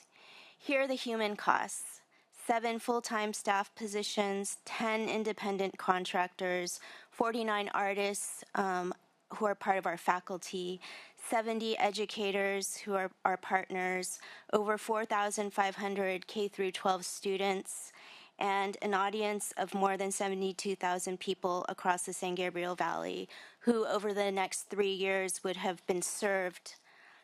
But that's not all. We're also facing pressure from broader national shifts. Tariffs are increasing the cost of everything from materials to essential services. Donors are redirecting their giving to urgent causes like immigration justice, LGBTQ rights, the environment, elections. And the stock market's volatility has shaken donor confidence and reduced philanthropic giving. And all of this throws our capital campaign into uncertainty, just as we've started to try to renovate our facilities and navigate skyrocketing construction costs caused by the Altadena rebuild and inflation. Despite everything, I've been trying to keep the organization steady and focused on the health and well-being of our people, our mission and our values, on transparency and keeping our community informed every step of the way. The Armory was built on the values of access, imagination, and social justice. These values don't waver when times are hard. In fact, they shine brighter. Now is the time to double down on what we believe, that art changes lives, that young people deserve opportunities to grow through creativity, that artists play a role in helping us imagine that a different, more humane, and just world can and should exist, and that communities flourish when we invest in art making and shared cultural experiences.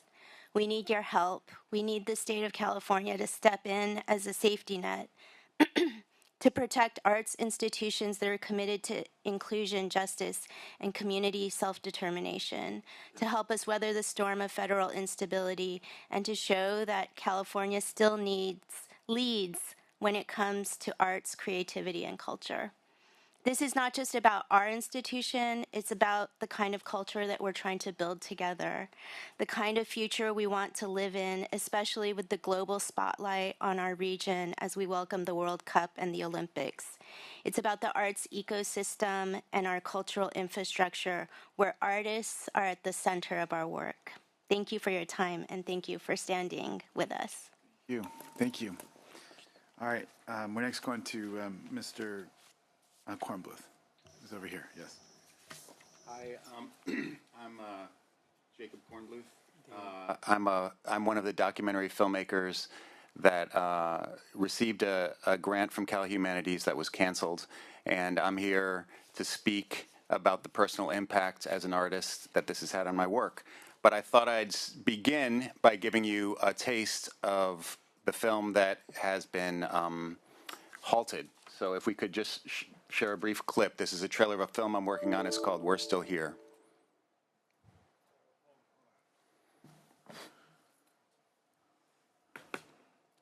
I hope it is able to run. I can tell you a little bit about it. It's following a truth and healing process between the state of California and Native American and Native Californians, initiated by Governor Newsom's apology to Native Californians in 2019. I've been traveling around the state, visiting with Native communities from the far north to the southern border, to east to the coast, and hearing their stories as a possible corrective to a historical record that has is not that their story has not been a part of. So hopefully we can share it. Well, that's too bad. I can tell you a little bit about my work and how this has impacted it. So I'll speak from the heart because I think I'm the one here who all these organizations are attempting to support. I'm at least a representative of that voice. So I had for this year $800,000 in funding to make films and to make my work. It's not a huge amount of money, but for the documentary space, it's significant. Every single one of those dollars is now gone. I have $0 to fund any of the work that I was planning to make this year. And I don't have the time to be here today because I should be out hustling and get a job. This isn't just me. Obviously, it's a network of artists and creative professionals that are essentially working in the creative gig economy. We go from project to project. We don't have long-term resources to sort of fall back on. And these are sound people, these are camera people, these are editors, these are colorists for film, all of whom I had promised a job for this year as the leader of this particular project that I can no longer give them. That is not just an impact on me, it's an impact on that whole community.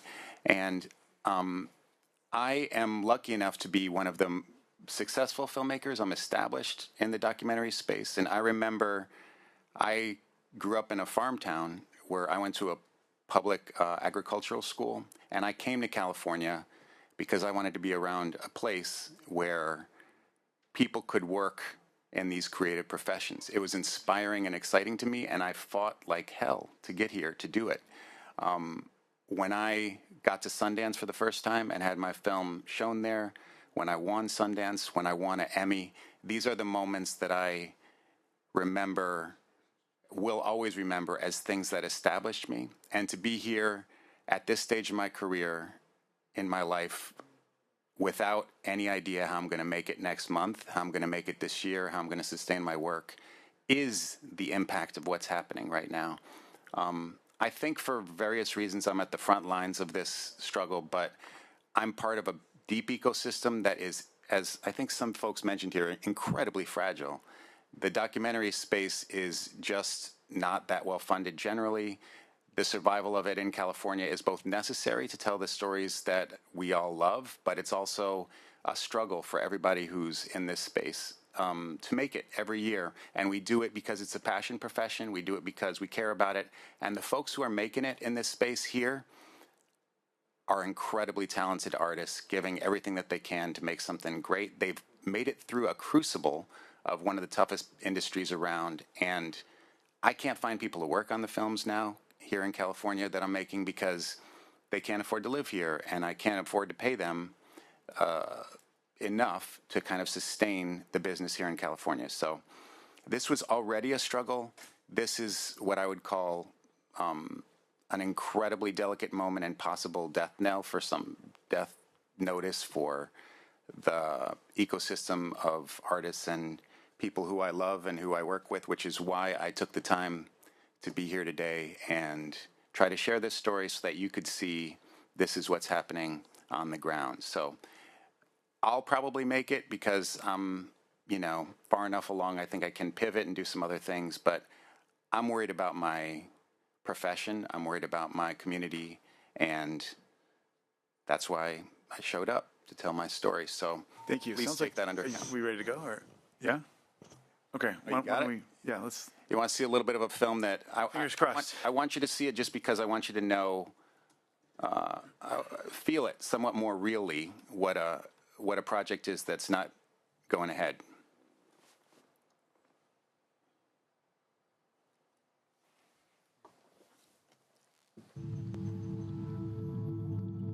3/4 of my graduating class isn't alive today. It was normal to experience intense loss. We had friends who were dying by suicide. Those come from systemic problems in our society that stem from genocide. There's not a person in California who hasn't benefited from the genocide of our people. During 1860, California passed a law that said you can go out and shoot any native people in California. There were some children forcibly removed to go to boarding schools at age 3. Not only were these children made indentured slaves, but they probably got to watch their mothers killed. We talk about historical trauma, but there's present trauma right now. I'm sorry on behalf of the state of California. Governor Newsom is apologizing to Native Americans and announced the formation of a new commission called the Truth and Healing Council. What can you do to make this be different, community-driven, meaningful, and actually work in California? We go above and beyond our job description to make sure this is done right. Part of it is this truth-telling. It's an opportunity to tell our story and for state government to listen and then take some accountability. Acknowledging that you're on our land without returning that land to indigenous peoples shows that you're doing very little to put your money where your mouth is at times. Look what we've done to the land, and if we can go back to some of those traditional ecological ways, the land gets healed and we get healed. I think I'm looking for ways that we can inspire direct action, especially around what it has meant to be the survivors of an attempted genocide. I came here when I was 10 years old in 1950. I was sent here not because of my choice. So all of the buildings that have the rock were built by the students. Yeah, the stone buildings are a beautiful thing, but is that really what we want to romanticize? These kids were kind of forced labor. Took the wash rag and they just washed their face real hard and they wanted to wash away the Indian or something. Was the government's intention to eradicate our culture. And of course, all the girls that went to Sherman too came back sterilized. But Grandma would say that. She would say, oh yeah, when I left the hospital, they told me that Dickie ruined me. It's the only one I'll ever have. I think for very long in this state, we have been really invisible, meaning the tribes. And I think they have worked to overcome that, and that's not an easy task. I made the choice to do something that probably is slower going, but I'm hopeful will produce bigger results and bigger change and bigger ongoing healing.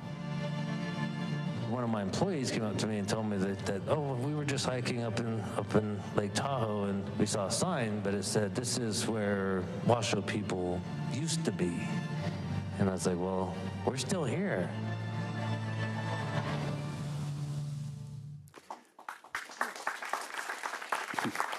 Well, thank you for listening and for any advocacy for my industry in particular, documentary filmmaking space. I appreciate you hearing us and appreciate the chance to tell our story. And I will say one last thing, which is all of the folks in my community texted me with messages saying, please do something to help spread the word because they're all scared. They're scared that the industry won't have a future if we don't get some support in somehow, some way. So thank you. Thank you. Is the film what's the status of the film? We've finished production. We're in post production, and we needed the funds to edit. So, for instance, there's a Native American composer that I had identified through months of research that I wanted to get work on doing the music for the film. Right. I had to call him yesterday and say we can't go yet.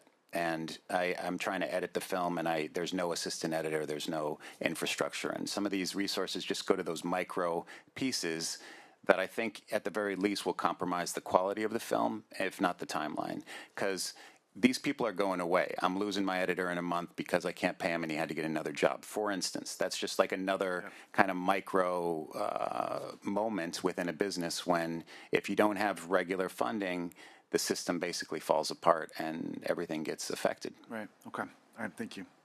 Okay. Thank you. We're going to go next to Mr. Tepern. Thank you. And if we can pull up my slides, please.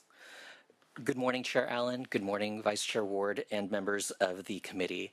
Thank you for the opportunity to testify before you today regarding the harmful impacts of these recent executive orders. My name is Edward Tephorn, and I currently serve as the Executive Director of the Angel Island Immigration Station Foundation, as well as on the Board of Directors of the Western Museums Association. For 42 years, the foundation has been the primary nonprofit partner to California State Parks to help preserve the buildings at Angel Island. I am a first-generation immigrant who was born in Thailand in the 70s, grew up in Texas in the 80s, spent a decade in Missouri in the 90s, and moved here to California in 2000. California, a state that's recognized, as noted earlier, as the Golden State by people across the country and around the world because of our values of hope, inclusion, equity, and opportunity. In Texas and Missouri, my family and I definitely experienced our share of racism and xenophobia. Where are you from? Where are you really from? And go back to where you came from were often heard phrases. But while we felt unwelcomed at times, what is different today compared to 50 years ago is that I and many other Asian Americans and Native Hawaiian Pacific Islanders have never felt more unsafe. Between 2020 and 2023, Stop AAPI Hate documented over 13,000 self-reported incidents of anti-AAPI bias. Earlier this month, the Asian American Foundation released survey findings estimating that 1 in 4 Americans worry that Chinese Americans are a threat. And while California overall remains a relatively inclusive state, there are signs, such as in this report by the Public Policy Institute of California, that the tide is shifting.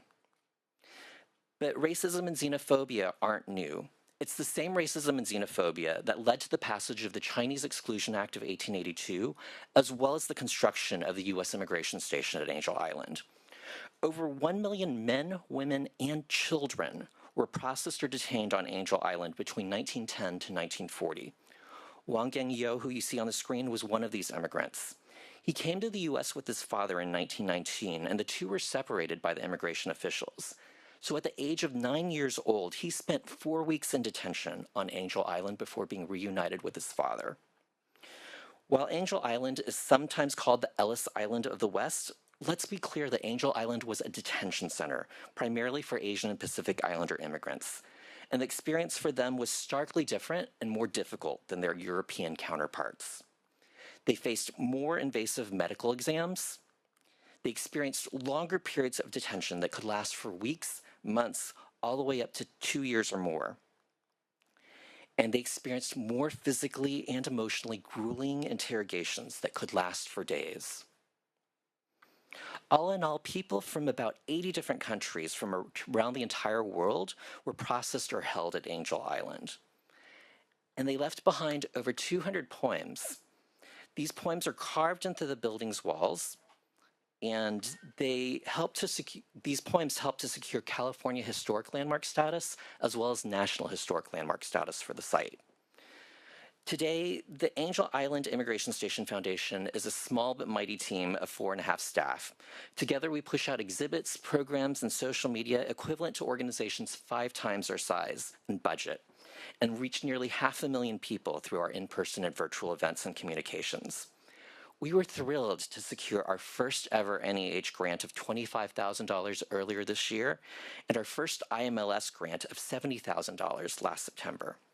Our NEH grant would have allowed us to partner with Angel Island State Park and the International Coalition of Sites of Conscience to explore how to spark increased dialogue and communication and conversation about immigrants. This is even more important at a time when immigrants are feeling less safe and less welcome in California and across the U.S.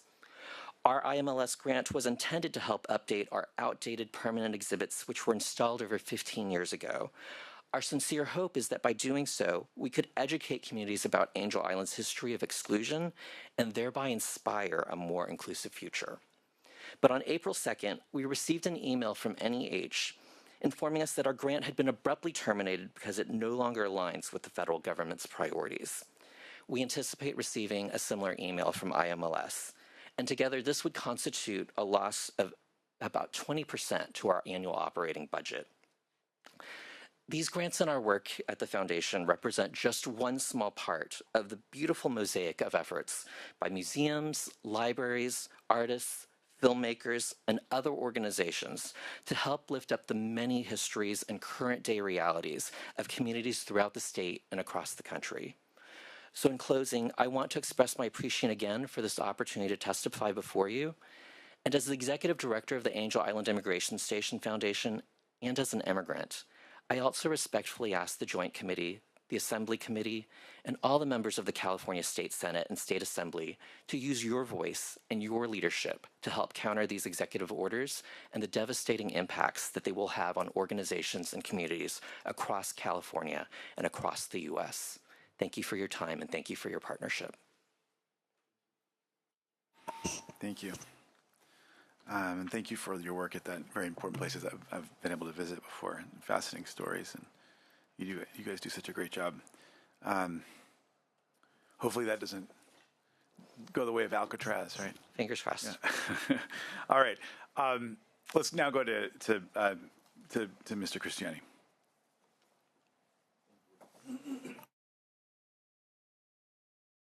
Good morning. Oh, I'm good. Good morning, members of this Joint Committee, Chairs Allen, Vice Chair Ward. Thank you for your kind invitation and for organizing this forum. Thank you to your staff as well. My name is Carlos Cristiani, Director of Corporate and Government Affairs at the Fleet Science Center in San Diego, California. The Fleet Science Center is a county-wide organization with programs in 99% of residential zip codes across San Diego County. We're an active member of the arts and culture community, deeply engaged in community development, program implementation, and advocacy.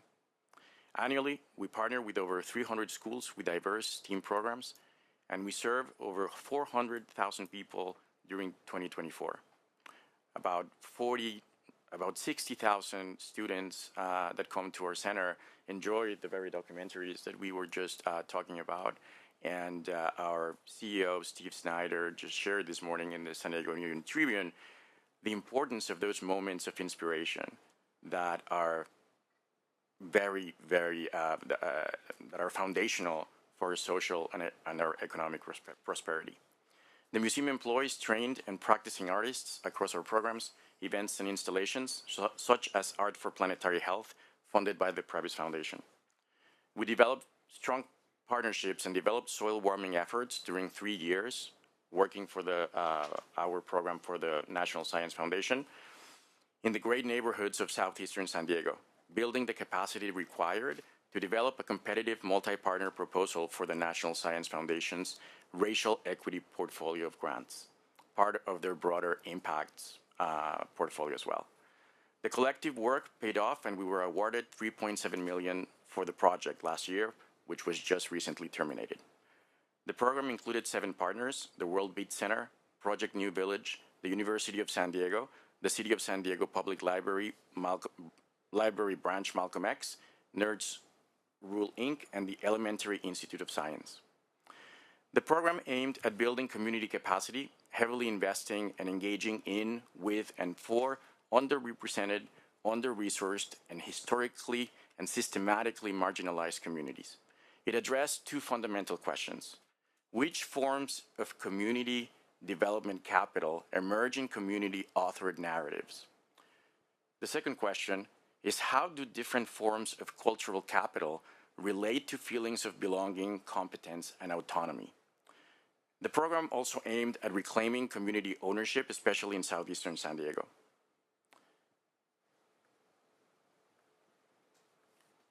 The project is based on a collaborative action research model, which is an approach that fosters reflective inquiry, collective action, and a cyclical process that strives to become sustainable, to improve practices, policies, and actions that develops benefits and empowerment for, in, and by the members of the community that participate. The project centered the voices of the lived experiences of residents from southeastern San Diego. At its core, a community of 22 distinct neighborhoods of primarily Black, Latino, Indigenous, and people of color.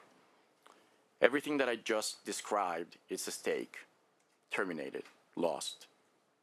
Not only are community voices being silenced, but entire communities are further reduced, othered, diminished, and purposely ostracized yet again. That was the whole purpose of the project. Cultural research for community development is interrupted, and in communities with the greatest needs, a purposeful divestment is being imposed, undermining the collective practice of communities working together to foster equity and justice for all. Communities of southeastern San Diego deserve to bring their own stories forward to clearly communicate that their stories are valuable, their contribution is important, and to communicate, but also to ensure that their cultural heritage will not be forgotten.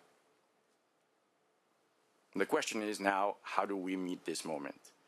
How are we collectively as Californians going to meet the moment together? All of us. We call ourselves the land of innovation. We see ourselves as innovative intrinsically as part of our ethos. And innovation requires experimentation, boldness, enrolling others, and relentlessly seeking breakthroughs. Isn't this also the very definition of leadership? Another characteristic that comes to mind when we describe our own communities. We lead, we innovate, and we create the future. And we do so together. This is why we're here today, paraphrasing the voices of Chair Allen and Vice Chair Ward. The silent stories deserve to be heard, and we are here precisely to inspire action. This collaborative partnership continues to meet as we speak, and as we figure out and build a future sailing in uncharted waters with a strong foundation and joint capacity. Let's explore multi-year grants. Let's build incentives, grant incentives for multi-partner models. Let's think out of the box and expand CAC to organizations of all sizes, with funding that reflects the reality of our state's capacity, the reality of our ambitions. Incentivizing large organizations to share capacity with smaller and medium-sized organizations. We have paused or canceled arts funding opportunities that we already built together that we can bring back online. The future is made out of having one foot in reality with proven models and one foot in possibility in new paradigms. We are here at the ready to help you build the future. Thank you. Thank you. And thanks for all the great work you do in San Diego. We've been chatting here about Senator Ward taking his kids to the Fleet Center. Okay, thank you. Thank you. All right, let's go next to Ann Burroughs from another wonderful institution a little closer to my neck of the woods, the Japanese American National Museum. Okay, good. Thank you very much. Thank you, Chair Allen, Vice Chair Ward, committee members, for convening this panel, for having us here today. I'm Ann Burroughs. It's not on. No, it's not on. Do you want to swap? We'll just swap. Let's just swap. Thank you. All right. Thank you very much. All right. All right. Thank you very much. I'm Ann Burroughs. I'm the CEO of the Japanese American National Museum. Thank you, Chair Allen and Vice Chair Ward and committee members for convening us and for having us here today. In the interest of time, I'm going to try and go through this very quickly and forego my slide presentation. But, you know, a couple things that I firstly wanted to say about JANM, about the Japanese American National Museum, before I talk about the impact of the federal cuts and the impasse that we find ourselves in. So for those of you who don't know, the Japanese American National Museum, we're both Cultural History Museum. We're also a Center for the Arts and a Center for Civil Rights. Our primary purpose is to preserve the history of the World War II incarceration of 125,000 Japanese Americans with a museum of record of Japanese American history. But we're also, our mission is very, very specific in celebrating the cultural and ethnic diversity of the U.S. It's also important to note that we see ourselves as being a place of memory, reconciliation, justice, and hope. We're located in Los Angeles, in Little Tokyo, which is the oldest Japan town in the U.S. We are a national museum, but we also are very much a community museum. We consider ourselves the hub for the Japanese American community, but also for the larger community. We have about 125,000 visitors annually and probably almost 750,000 visitors across our platforms and digital offerings. We have, like most museums, we have an array of programming. We have exhibitions. We've produced over 100 exhibitions in our galleries, and we've traveled many exhibitions around the country. We have a collection of over 200,000 objects, which detail the material culture of Japanese Americans, and it's from that we derive our authority. We also have our National Center for the Preservation of Democracy, where we bring people together to talk about difficult issues and to build bridges and to bridge divides. We also have a very robust education program. We have about 20,000 school students, mainly from Title I schools, who come to the museum. For most of those students, it's their only field trip. And we actually raise the money to bring them to the museum. We also have a very robust documentary and film production unit. And of course, we've been extraordinarily fortunate to have had support from California Humanities over the years for the production of many of those award-winning documentaries. We're also in the process of undergoing a historic renovation project, which will renovate our galleries and also affect very significant infrastructure upgrades.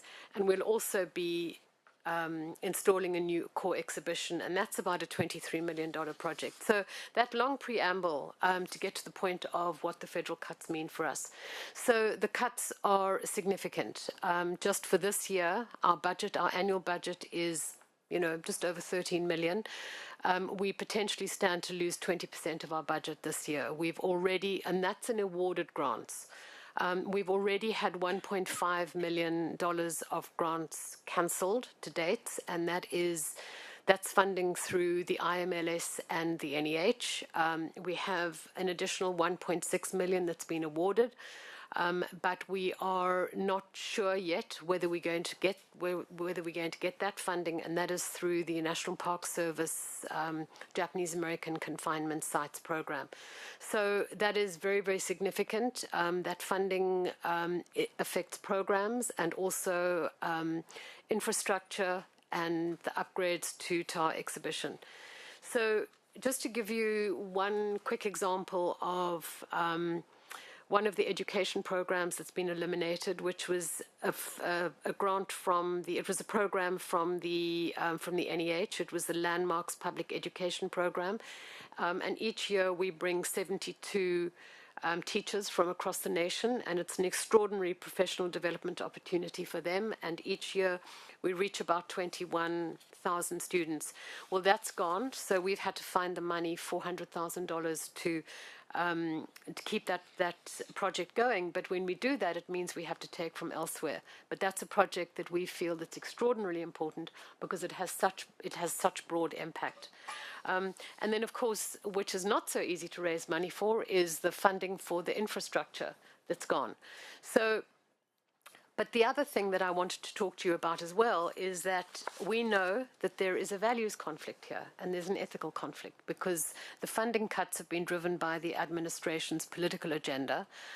In February, our trustees came out with a very, very strong statement standing against the assault on DEI, the invocation of discriminatory laws that were used against Japanese Americans and other marginalized communities.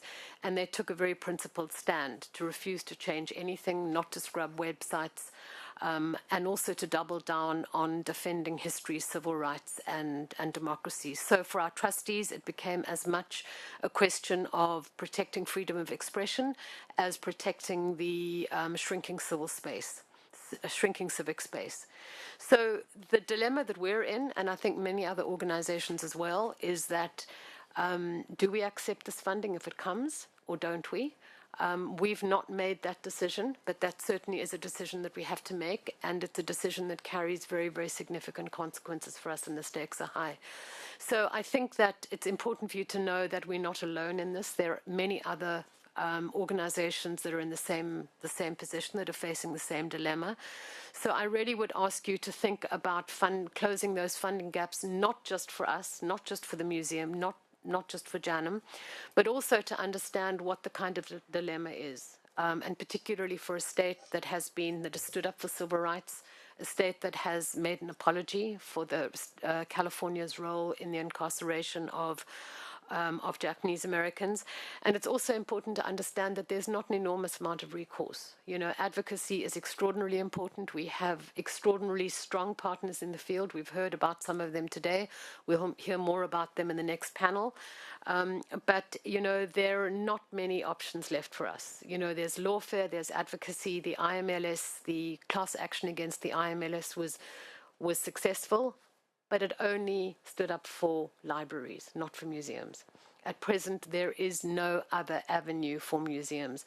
We actually are considering being part of a class action and possibly even leading a class action, because we have the luxury to be able to stand up, because our trustees have taken this position, but not every other museum has the luxury to do that. So for us standing up in the way that we have, we feel that it's a way to give voice and a way to give cover for others who can't. So I'm so grateful to you. I know you have an extraordinary, it's an extraordinary lift for all of us, but we're so grateful for your commitment to this issue, to the arts, and for being there for all of us. Thank you very much. Thank you. And particular thanks to you for the courage shown by the museum, and I know there's a lot of challenges that you're facing as a result. So let's open it up to questions from the members. Assemblymember Ward. Thank you, Mr. Chair. Thank you, everybody, for sharing your experiences and stories today, whether you're from an institution or an individual recipient, and the good work that you're doing out there, to be able to do exactly what we expect out of the arts, which is to tell a story, share an experience, provide inspiration, provide leadership and education, and maybe that is the point of a lot of the defunding and the intentional dismantlement of the sector that's going on right now. Is we know the impact this can have on the well-being of a future generation. In case of the work that you do at Angel Island, reliving that history. That we commit to not reliving, but by, I think, erasing the exposure, the education that you have there, opens us up to potentially dark days ahead. So I think it's critical that we figure out a way in each one of your examples to be able to continue to be able to support that, and we will do our best that we can. I think at the state, I know that we have shared our commitment and interest in many of us to be able to support where we can. Notwithstanding the news that we have today and the work that we have to do over the next 4 weeks to support more arts funding that I think we'll get to in the next panel as well. The only kind of question that I have is, have any of you looked at some of the programs that maybe still are being funded that maybe escaped that first round of cuts? Have you started to notice any potential delineation of what is and is not subject to that first round of cuts that were issued in early April? Well, I can probably take a stab at that. What's been interesting is that we've just recently, just in the last week, received another NEH grant, and that was specifically for preservation. But the funding that's been cut so far has been anything related to public education. So preservation, digitization, that seems to be, we were actually only one of 3 California institutions that got an NEH grant in this round. So it's very interesting, but I don't think there's enough data yet to do an analysis of that. But certainly in our case, and just anecdotally from other museums, what is being cut is anything to do with public education, anything that that challenges the administration's priorities.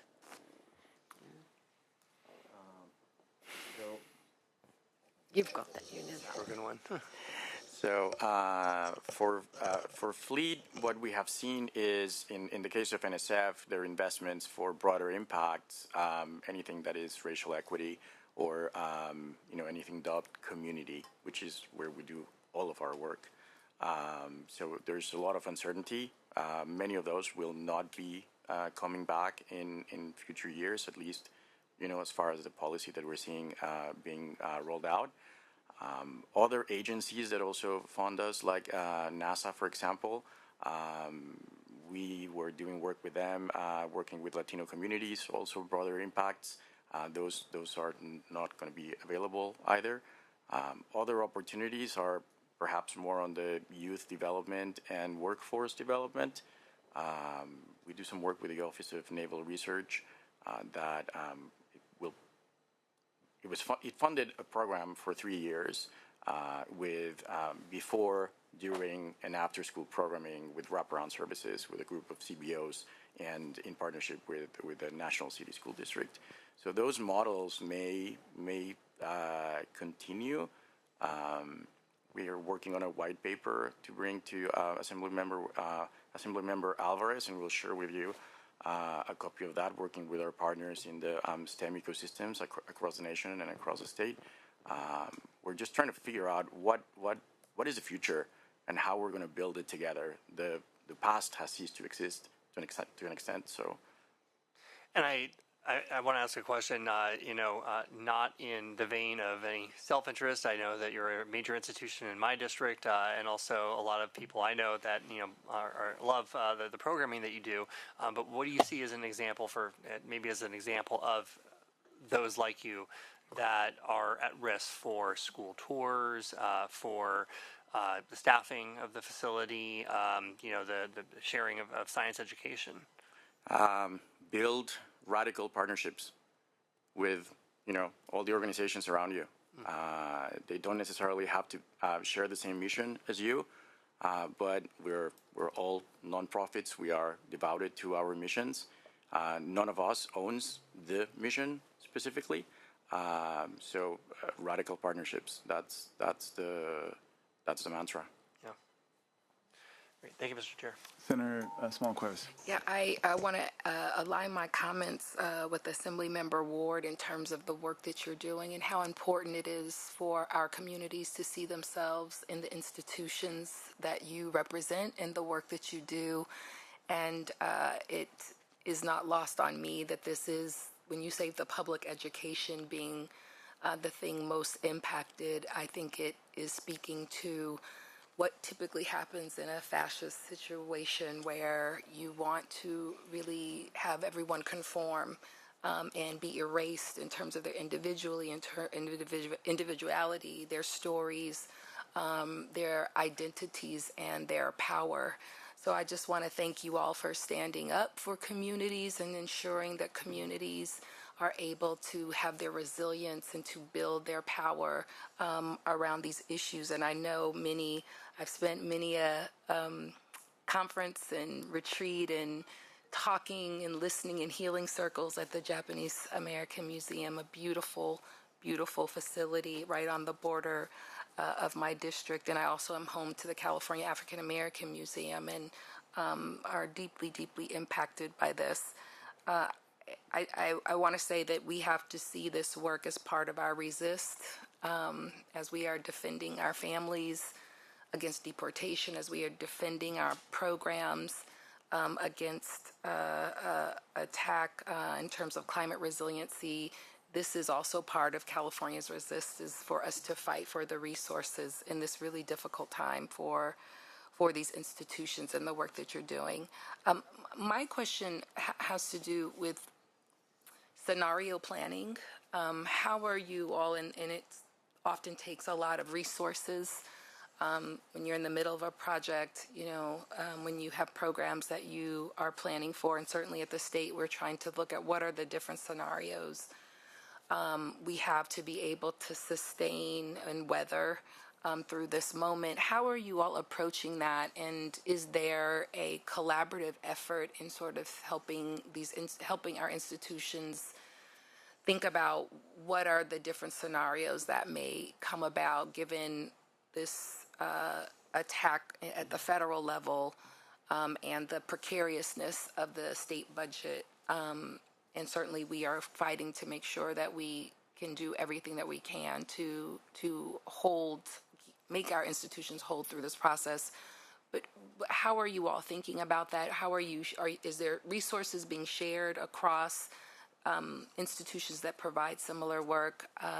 just curious what are your plans of action from this point now that you see what the impact is looking like? And certainly we know there's litigation that will be happening. Folks talked about those strategies, but those take time. So if you could share a little bit about what the scenario planning is looking like for you all at this moment. I can take a stab at it. It's a great opportunity for focus. And it has, through our board of directors, our leadership, the entire team and staff and volunteers, collaborators, to point back at our strategic plan, kill the white noise around us. And like Congressman Peters said this past Saturday at an event that we had at the center called Science Interrupted, he said there's 3 things that we can do: stay calm, be eloquent, and talk to the people that don't think like you. Have a conversation. So that's where we're focusing our strategic plan, and staying the course and staying calm, trying to be eloquent, and talking to people, making new friends. Okay, I have something to add on the sort of documentary filmmaker level, which is that I wasn't aware that my projects were funded by these organizations. So the foundational aspect of these programs permeates the system to the point when you think you're getting funding from Cal Humanities. I wasn't checking up on where Cal Humanities was getting their funding from. The other entities that were funding me, I wasn't aware that they were somehow impacted by some of these programs that were cut. So what I have seen in my community is that, people have to survive. And when you get to, like in my business, how do you survive? Where can you live? How can you maintain your work? These questions become like, it's not exactly what you're asking, but they become very personal. They become like, can you do work that means something to you, or do you have to do whatever the version of your work is that feels less pleasant? Those are decisions that my friends are engaged in, and I'll say this: it's hard to quantify on the human level what you're losing, but you're losing something. And what we sit around and talk about is like the dream of what you want to do, the act that you get to go out and make something that you want to do. I couldn't never have done this film if I were getting into it right now. The film that we saw up there, I couldn't have pursued it. It's a risk. It was a really risk that right now was a bad risk. And if I knew what that calculus was ahead of time, I wouldn't have made the same decision. So when the next person comes along and has to decide if they're going to jump in and make a film that's a risk and put their personal capital on the line and get everybody to come out and do it, they're not going to do it because they don't feel like they have a support system that they can fall back on. And I think the many museums and many organizations, our staff, our board, and are engaged in conversations thinking about what are the parts of what we do that are most mission critical, especially in what will likely be a very tough economic situation for all of our institutions over the coming months, if not years. In terms of information sharing, you'll hear from Jennifer Caballero with the California Association of Museums and museum associations like CAM, like the Western Museums Association, like the American Alliance of Museums, have been tremendously important in terms of bridging conversations and connections across the museum sector to find opportunities for resource sharing and information sharing and perhaps some collaborative planning. I think the COVID really taught us how to think and be nimble. And when we think about strategy and scenario planning, I think we've had good training in that. So I'm really relying on that experience in going through that. And I think the other thing is there's been lots of talk about human connection, and I think that that's something that we really need to lean into. Okay. Member Gonzalez, welcome. Thank you. I appreciate it. I'm a product of the arts. I'm here because of the arts and an amazing mom and dad And, you know, my mom would take these pieces of paper and cut them out and put cloth on top and turn me into a clown or a dinosaur and all these other great things, right? She helped shape my life, and hence why I'm here today because of that, right? From being the clown to being the great Zauberfinger in the third grade to so on, to playing the clarinet and the accordion, all these different pieces. They helped shape my worldview across the board. And I'm thankful for it. And it saddens me that there's not more of that in like K through 12 and so on and so forth across the board, because I know what that did for me. I'd like to see it in every school, in every single town, and everywhere, because I know the value of creativity, because I utilized that creativity not only in my 21 years in the military, but my business sense and as a pastor and as a dad, right? I used all of those pieces across the board. She took that creativity and put it into action in my life, and then I've been able to do that as well. Said some very key pieces, you know, Director Cristiani, you said, how do we meet this moment, right? And this is, we call it, in the military, we call it Semper Gumby, always flexible, like Gumby, right? You got to be flexible in art, right? How do we meet this moment? And how do we inspire action? And how do we think outside the box, right? He talked about building radical partnerships. The reality of today's situation, right? From a business perspective, right? From the reality of today's revenue isn't coming in the way we expected or want it to be, from the federal side and the state side. The question that I have is, how do we meet this moment, right? How do we, as leaders, meet this moment and help to bring the arts back to that kid who needs it in a town where they didn't have it? How do we come together and fight for that and prioritize that? Because its value is invaluable, right? I know that personally. But in this moment, on the federal and the state side, here's where we're at, right? We've got a revenue problem. So that's conversation. And let me tell you something. I'm honored to be on the Arts, Entertainment, Tourism, and Sports Committee with our chair, because it's deeply personal to me, right? I want to fight for that. I want to fight for the kids who don't have that access to that across the board, so that they can make a documentary, right?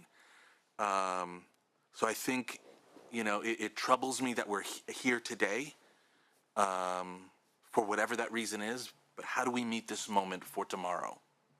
Because that's, you know, tackling what has been is already past. It's how do we tackle the future? So I look forward to conversations not only with my Senate colleagues, but my Assembly colleagues, of how do we protect this gift of art? Because it truly is a gift and a blessing. How do we protect that for tomorrow's generation? And, you know, I get a chance to be on what's known as the Problem Solvers Caucus, and we leave party aside and we look at action. And that's my hope. I'm not coming here from a partisan perspective, but as the kid who was the clown and the Zauberfinger and the clarinet player, who's now a legislator, looking to my colleagues and saying, we've got a problem. And if we do nothing, it all stays the same. So we need to come together and find a solution. And it's going to be hard. That's just a reality. It's going to be hard. But I believe in something that you said that was so pivotal. Like, I was just taking notes all over my piece of paper, and you said something that we need to build radical partnerships here in California. Not ones that are partisan, but ones that are radical, ones that we say, where do me and my colleague from San Diego come together on these things? Because we have Coachella and Stagecoach, where I come from. We have Desert X. We have art throughout, not only indigenous art, but art from every walk of life. throughout the desert region, and we have that natural art, right? That comes from the ground, and we look and we see that.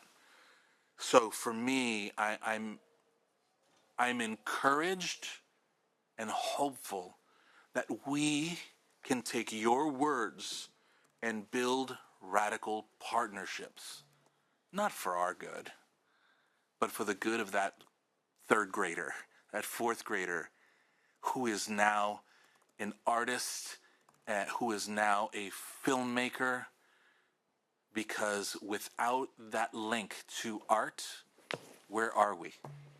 Right? Where are we? And it's vital to the very fabric of who we are in California. California is golden. It's a color, right? And that's part of the art in it. So we have to make sure that we continue to build radical partnerships. And I thank you for your testimony here today. Thank you, Senator. Well, where we are is 12 noon, and we got to get to the next panel. So thank you for those great comments. Thank you for everyone's participation. And thank you also for the work that you do every day that's reflected in your presentations. Appreciate you being out there, and we certainly, I think you've heard how strong the support is from our committee as to all your work. All right, our final panel is on valuing and elevating the arts. We've got Adam Fowler, best hair in the building from CVL Economics. We've got Jennifer Caballero, who's here from the California Association of Museums, a great partner.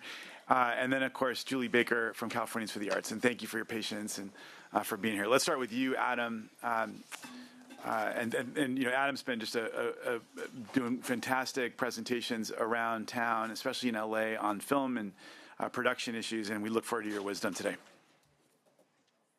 The button. Try that. Brilliant. Chair and committee members, thank you so very much for the opportunity to speak today. My name is Adam Fowler. I'm an economist by training, and I'm here because I'm concerned. I'm concerned about the federal policy decisions that are pulling back support from areas of the economy that drive our capacity to innovate, imagine, and evolve. From the National Science Foundation to today's conversation about the National Endowment for Arts, Humanities, the institution, Museum and Library Sciences, the Office of even Energy Efficiency and Renewable Energy. These aren't just passive expenditures. They are actually quite the scaffolding of our country's intellectual and cultural infrastructure. I think we lose sight sometimes when we talk about science or health or arts or culture, the humanities. These are broad, these are amorphous categories.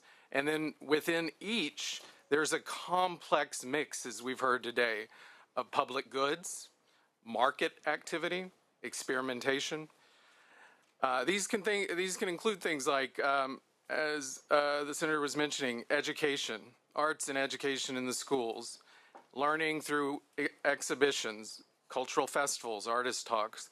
They can expand into public goods, historic preservation, cultural tradition, avant-garde work that pushes the edge of what's possible, and yes, in my lane, commercial activity that competes globally, music, design, publishing, film.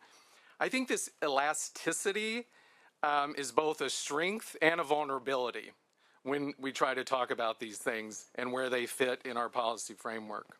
It allows a wide range of activity to be included, but it can also obscure the impact, make measurement very complicated, and weaken, I think, arguments for really important sustained investment. And that's very true in the federal policymaking spaces where hard data and economic returns often carry the greatest weight.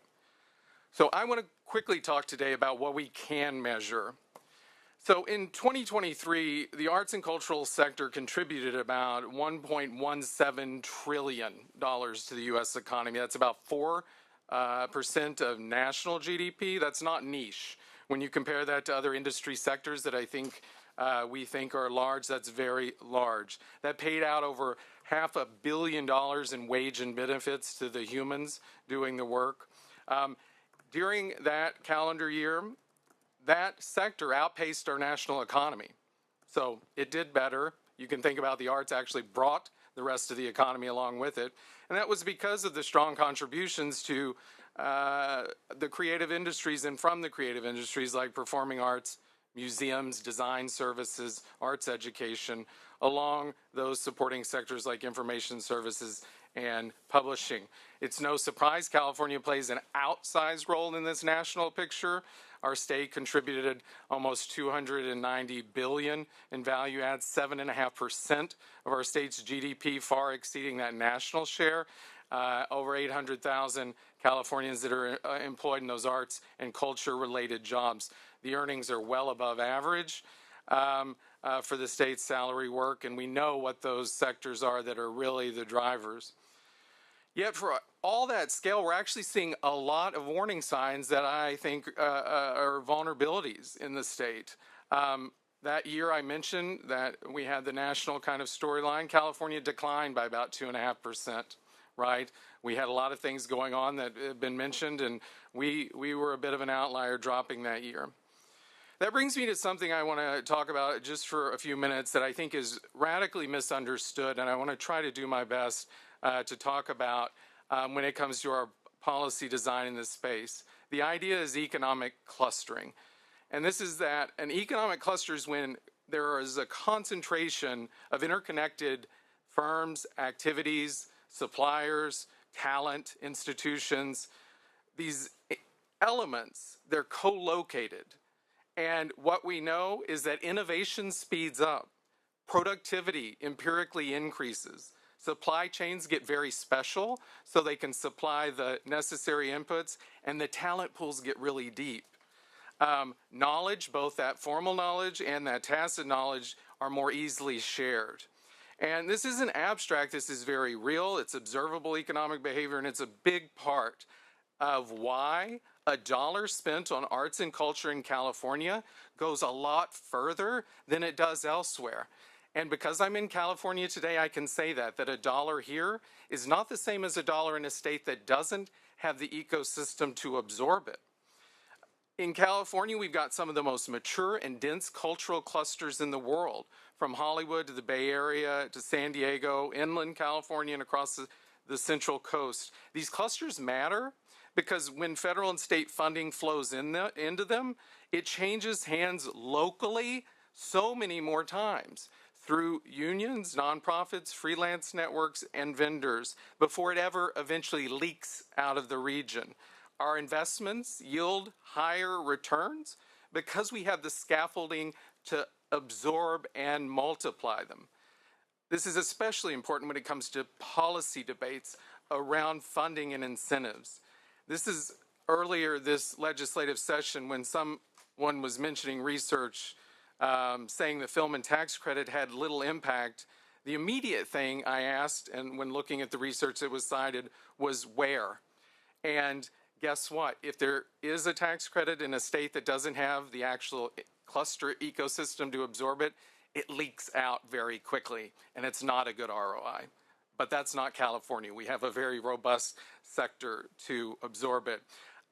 And so you're going to import labor and things like that in those places that don't have it. But here in California, the clusters are what amplify the value of those dollars. And in this sense, California is not average. It's dense, interconnected, and highly competitive in our creative spaces. When you have clusters, you get cluster effects, and those effects are not portable. You cannot easily replicate what California has built over decades, but you can neglect it. You can let it erode, and that's why today's conversation to me as an economist matters. Let me close by reframing this conversation just slightly. I begin by saying that I'm concerned about funding cuts in those programs that cultivate innovation, that includes arts, culture, humanities, not just because they produce beautiful things, but because they produce new ideas.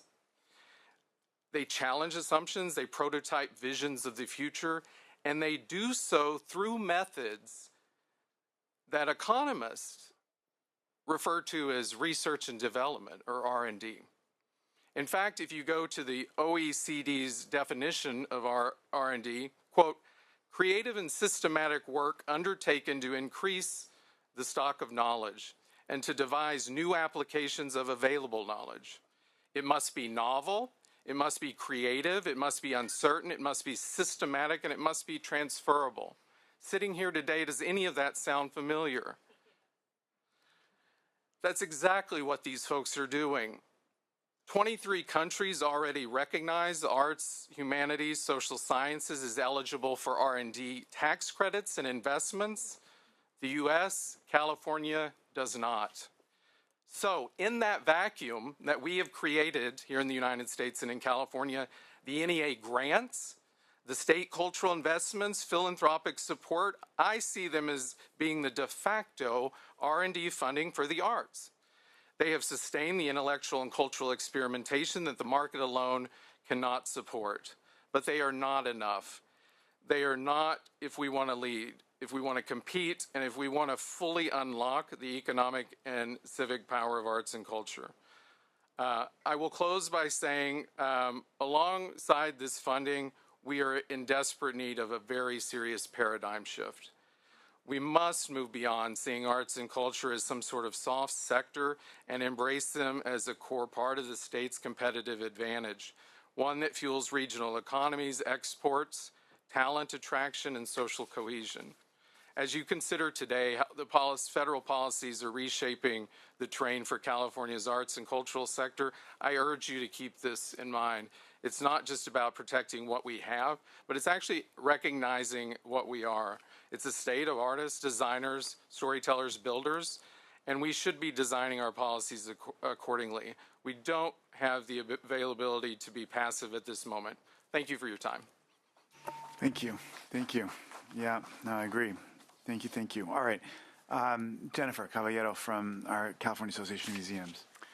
Thank you. Honorable co-chairs and members of the committee, I'm Jennifer Caballero, Executive Director of the California Association of Museums.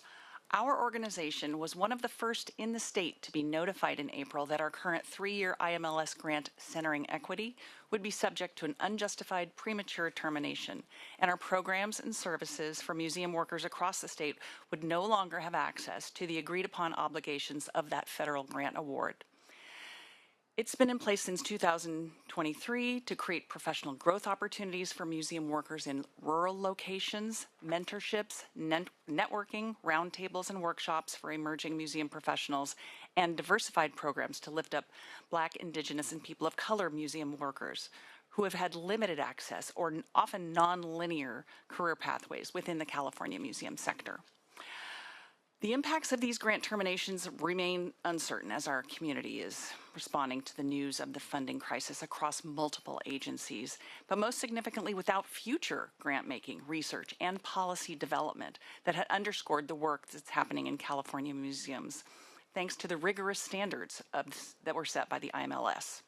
And as you've heard from earlier testimony, California museums have been successful in advocating for IMLS grants in recent years. From 2019 to 2024, a steady increase in the successful awards and grant dollars have been coming into our organizations and into our state. The past 6 years, California had a total of 172 museum grants for $31.3 million from the IMLS alone. I'm also here to share information about another grant program here at home that was halted quietly and without adequate explanation.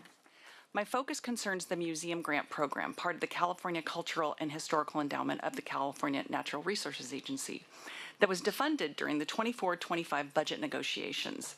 Despite 148 museums across the state having applied for funding, the $27.9 million program with close to $80 million in requests was eliminated. Applicants were informed of the program's termination in July of 2024. For the 2025-2026 budget, we seek your support in the restoration of that museum grant funding. It does not currently have a legislative champion, but the funds requested do not represent new money or a new program. This request aims to restore previously allocated funds. California's museums have a $6.5 billion financial impact on the economy. Our 1,500 museums in California serve over 22 million visitors per year and support over 80,000 jobs. They include art and history museums, historical societies, science and technology centers, botanical gardens, zoos, children's museums, aquariums, and cultural centers, as you've heard from the previous testimony. The grant funding from the state of California will help museums to serve low-income students, address impacts of climate change, educate the public about racial justice, support ethical practice concerning sensitive artifacts, preserve our at-risk cultural collections, and engage new audiences. We are key partners in serving underserved communities, as you've heard from my previous colleagues. The safety and the resilience of our important cultural and historic assets are at stake, broadening exposure to our state's diverse history and supporting ethical stewardship of sensitive art and artifacts. Today, more than ever, the museums need the restoration of that $27.9 million in relief funding that was clawed back during the last session. And more recently, with the November 2024 success of Prop 4, known as the Climate Bond, there were some approved funds made available by that bond, also through natural resources, that do not appear in the governor's budget this year, and in light of the museum grant fund erasure, should be made available to be included in the current budget. The language of that bond bill has $45 million available upon appropriation by the legislature to natural resources for grants to nature and climate education research facilities, nonprofit organizations and institutions such as natural history museums, California zoos and aquariums, geologic heritage sites, and those that serve diverse populations. They can be used for buildings, equipment, structures, exhibit galleries, places that present collections that promote climate, biodiversity, and cultural literacy. With these two state-specific resources already built out for us, but each without a legislative champion, I urge all of you to support appropriations for this type of funding in our state. Yeah, you have heard the impact of these federal grant terminations in every corner of California, and I remind you that collectively, we as an association are working diligently to bring people together in coalition. And with the future opportunity that we have, with so many eyes, the world is watching California in the years to come. What is it that our California legislature is willing to do right now to protect, preserve, and advance California's culture? Can you make these appropriate investments and explore dedicated funding through possibly a bond, a ballot measure, or another mechanism for future funding for the ongoing support of culture? Thank you. Yeah, thank you. All good ideas. Yes, Julie. I think I'm batting cleanup. Yep. Okay. All right. So, Chair and committee members, my name is Julie Baker, representing California for the Arts and California Arts Advocates. I'm here today to highlight the concerns of California's over 16,000 arts, culture, and humanities nonprofits and nearly 1 million arts jobs with earned wages and benefits totaling $136.2 billion. I don't want to lose sight that we are talking about jobs here today. Thank you for holding this important hearing and for making the choice to serve on this committee. We appreciate that each of you understands the value of arts, culture, and humanities to build healthier communities, provide good-paying jobs, and shape our lives for the future. Today, we are asking that each of you take a position to prioritize investments in this vital workforce so California can truly be the leading state of creativity, innovation, and imagination. While many industries produce jobs and revenue, only the arts offer a five-fold bottom line that strengthens our nation. Arts activities supported by the NEA, NEH, IMLS, and CAC enhance economic productivity, improve educational results, build community, promote well-being, and safeguard important cultural traditions, as we heard today, that define our national identity. These are shared American values, to Assembly Member Lackey's point, beneficial to all families and communities. I had other things to say, but I want to get straight into what's going on here in California specifically, because we've heard a lot about the federal cuts, but we also need to bring it back home to what's happened over the last several years, including what Jennifer just spoken to. California has actually experienced over $70 million in arts and culture funding cuts since 2023.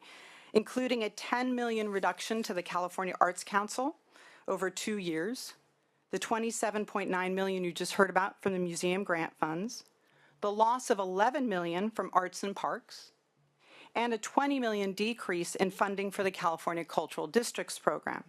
The consequences of these cuts are particularly felt by local arts organizations in your districts.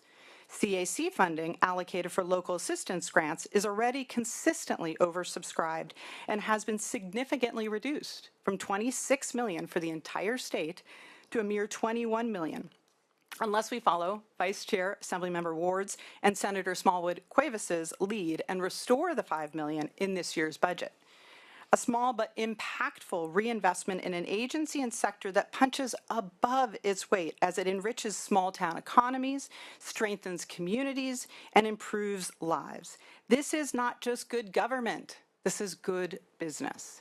But here I also have to share some sad news I just received while we were here in the hearing, which is that the May revise also includes a cut to the Performing Arts Equitable Payroll Fund. This was Senator Portantino's, he championed this bill several years ago. We had to fight last year to keep that funding in place. This is in reaction to the impacts of Assembly Bill 5 many years ago that has made it very, very expensive for small nonprofit performing arts organizations. This is particularly for under $2 million budgets to be able to hire as employees, people. So, you know, we used to say we're going to see a whole lot of monologues on our theater stages going forward because they can't hire 100 employees. SB 1116, the Performing Arts Equitable Payroll Fund, was going to address this problem. We happen, California for the Arts, with California Office of Small Business Advocate, were hired to be the program manager. We received over $40 million in requests. We had to cut the opening for this grant program because there were so many requests for funds. The governor's budget that just came in is eliminating, it proposes to eliminate that. So now we would include on that $70 million, we'd be down over $80 million since 2023 in California alone.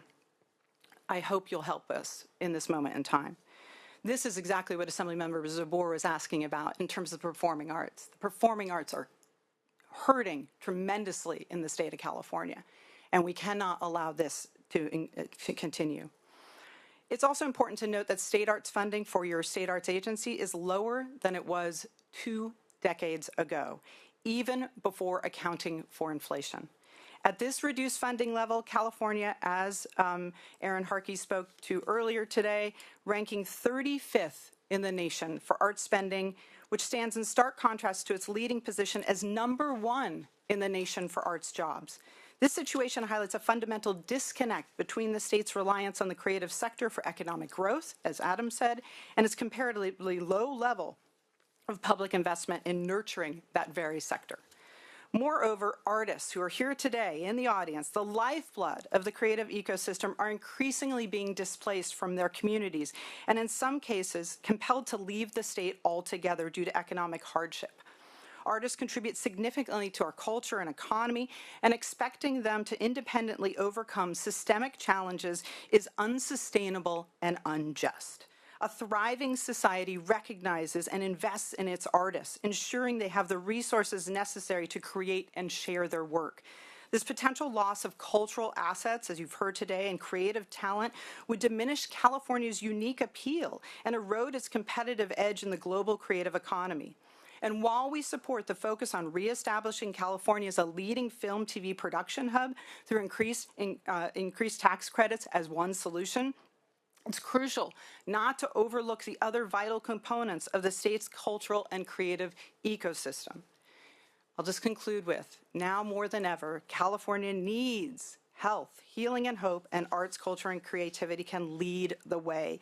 Expanding successful job programs like the Creative Corps, which employed more than 7,000 artists across the state, and establishing more funded cultural districts will drive economic and community development through the arts. California should prioritize arts funding, aiming to become #1 nationally from its current 35th ranking. Restoring funding to the California Arts Council, expanding the Cultural District Program and Museum Grant Fund, and supporting humanities and libraries is an immediate priority. The budget does include some funding for libraries, FYI. We invite you to work with us to determine how we can ensure California retains its cultural diversity, its unique economic strength, and work towards a dedicated funding source, I'm going to say this again, a dedicated funding source for a sector that brings positive jobs and impacts to every district in California. A community without arts, culture, and humanities will not thrive. thrive. This is an essential workforce that we must nurture, protect, and grow. Thank you. I look forward to your questions. Thank you, Julie. Yeah, Senator Small-Claris. No, I just want to thank you for the testimony, and it is echoing throughout the morning how vital and important this work is, not just to ensuring that Californians' values are strengthened and projected in the ways that we know they must be, but also economically in a time when our state is, struggling with our deficit, where we see recession clouds on the horizon. We need to invest in institutions, projects, programs, and workforce that help to generate resources and bring dollars into our economy. And I have to lift up, this California Science Center. It is a mecca for children of all ages to come through that campus. It is a center of equity, of education, and of growth. We have about 3 million visitors that come every year to that facility. And we now, with our new Air and Space Center, which we had the space shuttle sort of ride through the town, hundreds of thousands of people came out to watch it.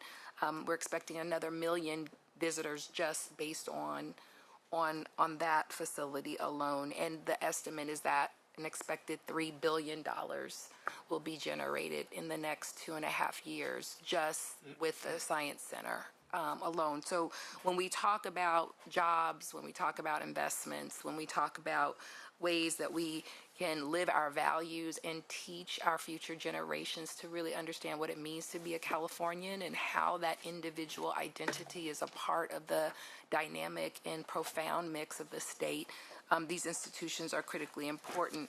I will, just add that we are in our area also pushing and fighting for the addition of a cultural district in South Central Los Angeles. I think in the reflection of all the speakers today, what has been missing is our Black cultural centers and cultural voices, and this is going to join the sort of tapestry of 14 cultural districts across the state.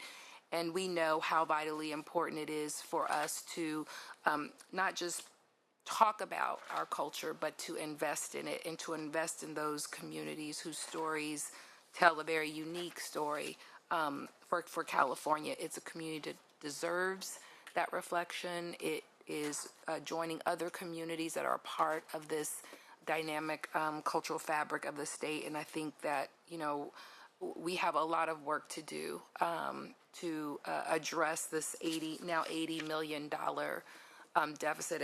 And we heard about the bond measure. And so as Senator Allen said, I'm going to move the ballot measure to increase. I think we got to figure out how do we use that bond to, to provide those resources. And I know Senator Allen's leadership on that will be vitally important. We're in this together, but we're in this incredible, unprecedented, historic time. And I'm very grateful for all of your activism, not just in Sacramento, but also engaging our local community districts in what it will take to support and to sustain this work. We are leading the way. We've led the way in terms of culture and arts in California, and now is not the time for us to back down on that. And so just appreciate all of the conversations today, appreciate all of the education, and really appreciating the nexus between arts and the economy and how vitally important this is to our state, particularly in this moment. So thank you all. Thank you. I want to thank you for a lot of the summary comment that's here. I think we covered a lot of ground here at this hearing, and so I think this has been a fantastic closure to really sum up the high-level view of what we're talking about here. Just one question, I've got some closing comments. What was the impact of, and I have not yet seen the release that's come out this morning, what was the dollar value that was cut? $11.5 million. Okay. And again, over 40 million applied for. I just want to be clear, those applications are already in. Okay. So people were waiting, and we're going through those right now. We were about to release the announcements? You know, it was said, I think here, and I think reflected many times that, you know, these are seed investments that have major impact, right? That we were able to do for just a little bit of a contribution from state dollars, that the magnitude that we have on jobs, nearly 1 million jobs, economic growth. I saw on your summary sheet here as well that, you know, your analysis calculates the impact that we have here at about 7.5% of our state's GDP. Well, GDP is something that we measure, you know, the status of California when we claim that we're fourth in the world in economic output. We wouldn't be fourth. We wouldn't be fifth. We may not even be sixth in the world if it wasn't for the arts and culture and creative sectors that we have here. So let's keep that in mind for the seed investments that we're making over the next 4 weeks. And I guess my, you know, hope that's out there for you, for advocates here in the room, and for those that are listening as well, and certainly your incredible network of organizations, is that it's time to activate.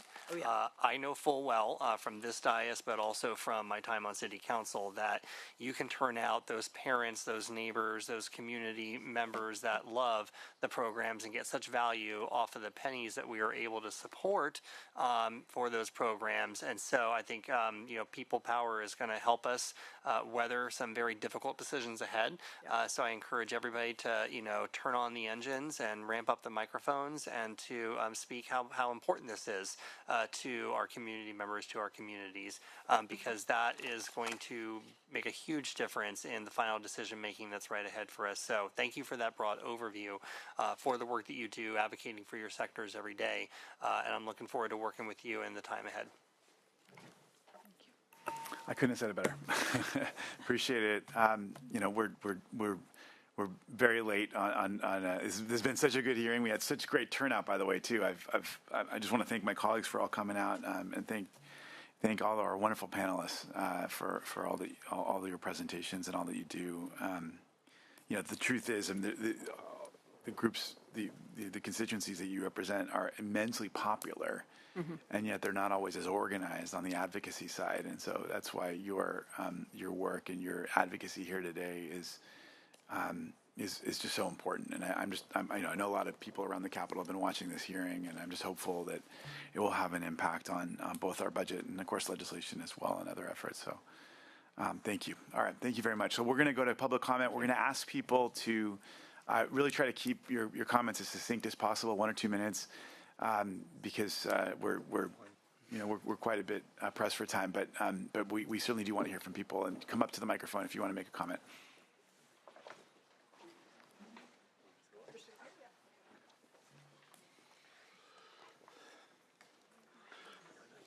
Go ahead and start. Yeah, please proceed. Good afternoon. I'm Bob Lehman, the Executive Director of San Diego Museum Council. We represent a collection of 100 museums and cultural institutions serving every part of San Diego region, from large institutions like the USS Midway Museums and the Fleet Science Center to gardens and cultural centers throughout the area. Collectively, these institutions welcome millions of visitors annually, provide thousands of jobs. But today, our arts and culture sector is under serious distress. Federal funding is vanishing fast. The San Diego Union Tribune called these cuts a gut punch. Our La Jolla Historical Society lost $52,000. That was 2 part-time jobs. The Nat lost $250,000. The San Diego Botanical Garden in Encinitas lost $1 million and forced a cut of 20% of the staff overnight. The Fleet Science Center, you heard, $3.7 million cut. These are not symbolic losses. They're real jobs, real programs, and real community impacts that are disappearing. University of San Diego's Nonprofit Institute found that nearly 1/3 of our nonprofits in our region have already scaled back or eliminated services due to funding disruptions. And arts and cultural organizations are among the hardest hit. California has been a national leader in the arts. People around the world look to the state for inspiration, for creativity, diversity, and vision. But right now, many in our sector feel we are being left behind. So we're not only asking for our continued funding, but we're asking for the renewed belief. We need you to stand with us, help restore the arts funding that's been cut, and restore our faith that California will continue to be a light in these dark times. Thank you. Thank you so much. Thank you. Yes. Hello, my name is Vanessa Wong. I'm a Californian. I wanted to thank you for having this hearing at this watershed moment for our culture and democracy nationally and in our state. I really do believe that It is vital that we step up in this moment. We cannot wait for midterm elections. We cannot be complacent about thinking that this is business as usual. I deeply believe that it is not. I served as a discipline director at the NEA under the Clinton and Bush administrations. I worked at California Humanities for half a dozen years in programs, and I'm the Cultural Affairs chair of the Cultural Affairs Commission in the city of Oakland, and I have served lifelong in the cultural sector. And I just want to say, I think it's super important that you all stand up in this moment. This is a concerted attack on our culture, on our ability to speak truth, on our narratives. This is not just about the arts. The arts, of course, are the content and the expression of all our cultures. I would like to just say in your title that I wish you said arts cultures, plural, because we are many cultures in this state, and that needs to be recognized and lifted up, that there are many different assets of wisdoms and ways of being and ways of living, and that the humanities, together with the arts, are the space where we can think critically, where we can get together and discuss what we've just seen if we go to a performance. Maybe you agree with it, maybe you don't agree with it, but the humanities are the space where we can talk and be together, and I'm really glad that Tom Lackey made his comments, but I believe it's deeply mistaken to take away the spaces where we can be together and speak. Thank you. Appreciate it. Thank you. Thank you so much. Thank you. My name is AJ Antonio Marquis. I'm a theater maker out of the Bay Area. I'm also a PhD student at UC Berkeley and one of the GAP Fellows with California for the Arts. I live in a nation that funds bombs over bullets, that slashes budgets for the arts while pouring billions into war machines. A nation where the NEA, the NEH, the People's Pulse, the archives of our ancestors' dreaming is treated as expendable. But I remember what Gwendolyn Brooks told us: I will create. Not I will consume, not I will conquer, but I will create. In a nation obsessed with destruction, that is a sacred rebellion. But creation here is a casualty. Art is cut so the war budget can swell. We are being dismembered, and not just our bodies, but our memory. Because to remember is to resist. To remember is to gather the limbs of our ancestors' dreams and walk forward. To remember is not to die. Jasbir Puar reminds us maiming is a strategy. Not killing, no, that will make martyrs. They let us live just barely, cut off our funding, our breath, our stages, our schools, let the body twitch in scarcity and shame. Maim the artist so we forget we are God-touched. But we do not forget. We remember our bodies. We remember our aunties who choreographed prayers, our brothers who scribbled lyrics like gospel, our children who build worlds from cardboard and breath. We remember.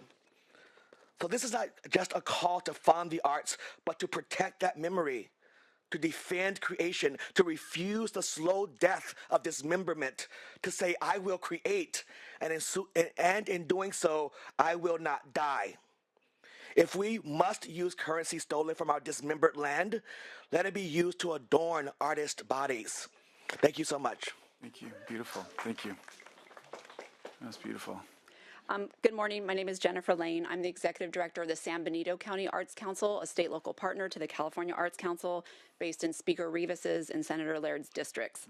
I'm also an appointed member of the California Creative Economy Work Group, and I'm very proud to bring a rural voice to this important work. My county of San Benito is home to Luis Valdez, El Teatro Campesino, and a rich community of Latinx visual and performing artists.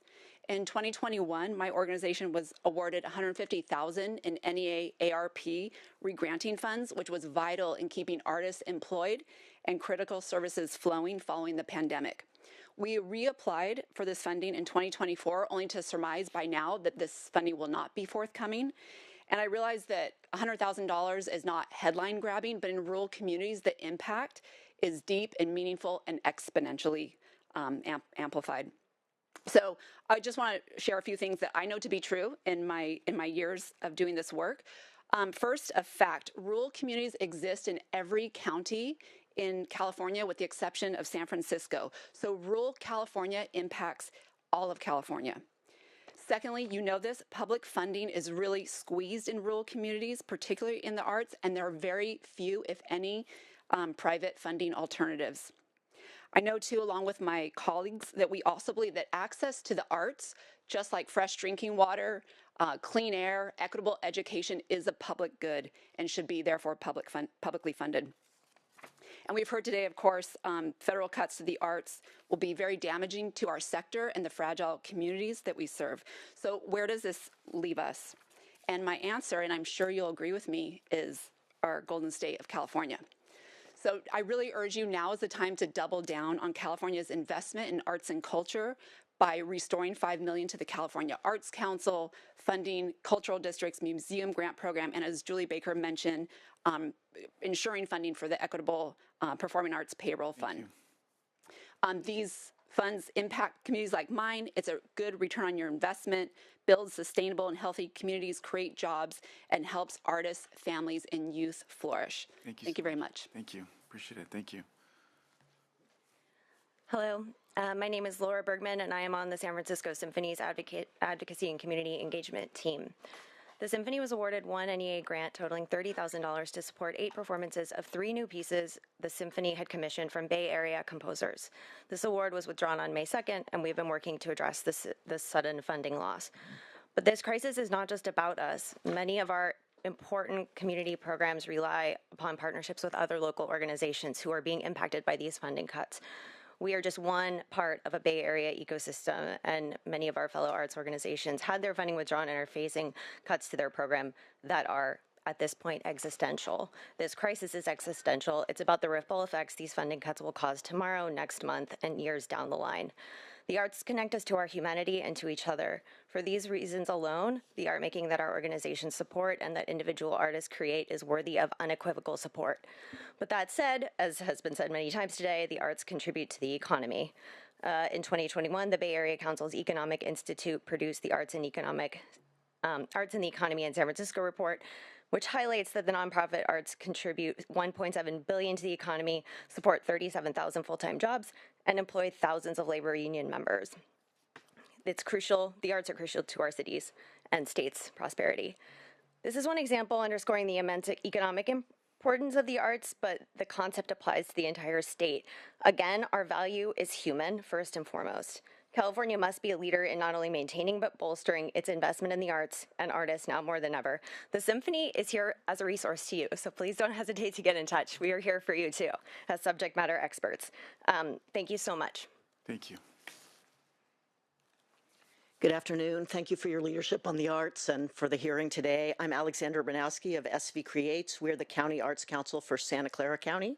We serve a diverse portfolio of small arts organizations and hundreds of individual artists throughout our county of nearly 2 million people. And I'm here today on behalf of those dozen or so arts groups in our county who've recently received federal grant cancellations. Our arts groups drive equity, build social change, advance healthy outcomes for residents in our county, and they do this on very small budgets. Over 85% of them have annual budgets of under $500,000. And government funding is critical to ensure the equitable access to arts programming for all communities. The cancellation of existing federal grants to local arts groups in our county represents a loss of over $1 million in funding in the county and creates substantial turmoil and financial uncertainty, threatening the stability of a sector already traumatized by the effects of a range of presidential executive orders and current economic pressures. You can play this leading role in showing that California will lead in preserving access to the arts for local residents and communities by restoring the $5 million for the California Arts Council, fully funding the Performing Arts Payroll Protection Act, which I know many of the groups, tiny groups in my county did apply for and hoping to hear any day now, and ensuring again that California leads the way in challenging this federal message that the arts are not essential. Thank you. Thank you. Good afternoon, Chair Allen, Chair Ward, and members of the committee. My name is Sean Fenton. I'm the Executive Director of Theater Bay Area. We're the Bay Area's arts service organization for the 200-some theater companies as far north as Mendocino, as far south as Santa Cruz, and throughout the Bay Area. We also represent about 3,000 individual theater makers as well. About 12 days ago, we heard word that many of our member companies had their NEA grants rescinded, as you know. We wondered why Theater Bay Area remained unscathed. Yesterday, I got my letter. So yesterday, our grant was terminated as well. And then you combine this with all of the members who are depending on Performing Arts Equitable Payroll Fund money. These canceled funds, they're not abstract concepts. These are people. These are people's jobs. These are their livelihoods. These are outreach programs, education programs, youth programs, job training programs, incubators for new works like Jonathan Spector's Eureka Day that's just got 2 Tony nominations, but is a homegrown California play that premiered in Berkeley at the Aurora Theater Company, which we just heard yesterday through the San Francisco Chronicle. It announced they are suspending their programs for the next year, if not indefinitely. And this is just another huge loss to our theater community, not just the Bay Area, but all of California. So I just urge you, everything you possibly can do on an advocacy level to fight for us, restoring that $5 million to the CAC, restoring the funds to the Performing Arts Equitable Payroll Fund, and new initiatives, tax credits, tax incentives for theater companies, not just film and TV as well. So thank you very much for your support of us and your commitment to the arts and culture here. Thank you. Thank you, sir.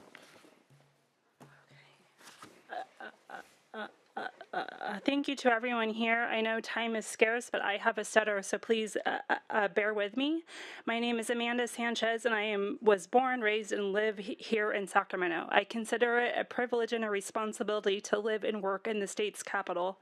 As the co-director of Capital Creative Alliance, a nonprofit based here in the capital that connects and empowers creative professionals in our region, I am proud to be a grantee of the California Arts Council. We are fortunate to be in our second year of a 2-year operational grant from CAC that we leverage to create pathways where creative professionals of all backgrounds and experience levels can thrive in our workforce. And as somebody who also works for California for the Arts, I echo Julie Baker's statement about the impact of the proposed cut to the Performing Arts Equitable Payroll Fund. Let's meet the moment and restore our investment in the California Arts Council so that arts organizations get the support needed to continue serving people that make up our creative workforce. Without our work, they will be left behind. Thank you. Thank you. Thank you very much. Appreciate it.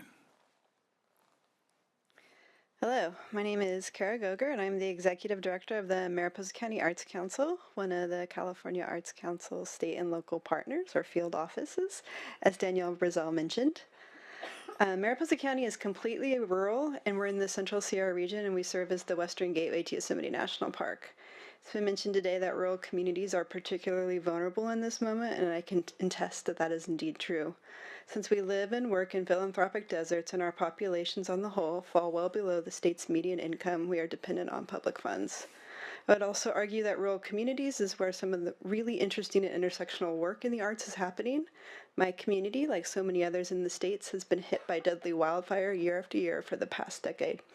In response, we have developed radicalized partnerships that cross typically polarized political ideologies with our local tribal community, land trust, and county fire and planning departments to heavily leverage public art, documentary film projects, and robust art programming to support local wildfire mitigation efforts focused on the restoration of native landscapes consisting of climate-adapted, fire-resistant plant pellets, which coincidentally consists of traditional first foods and medicines and cultural materials so important to the preservation of our local tribal communities.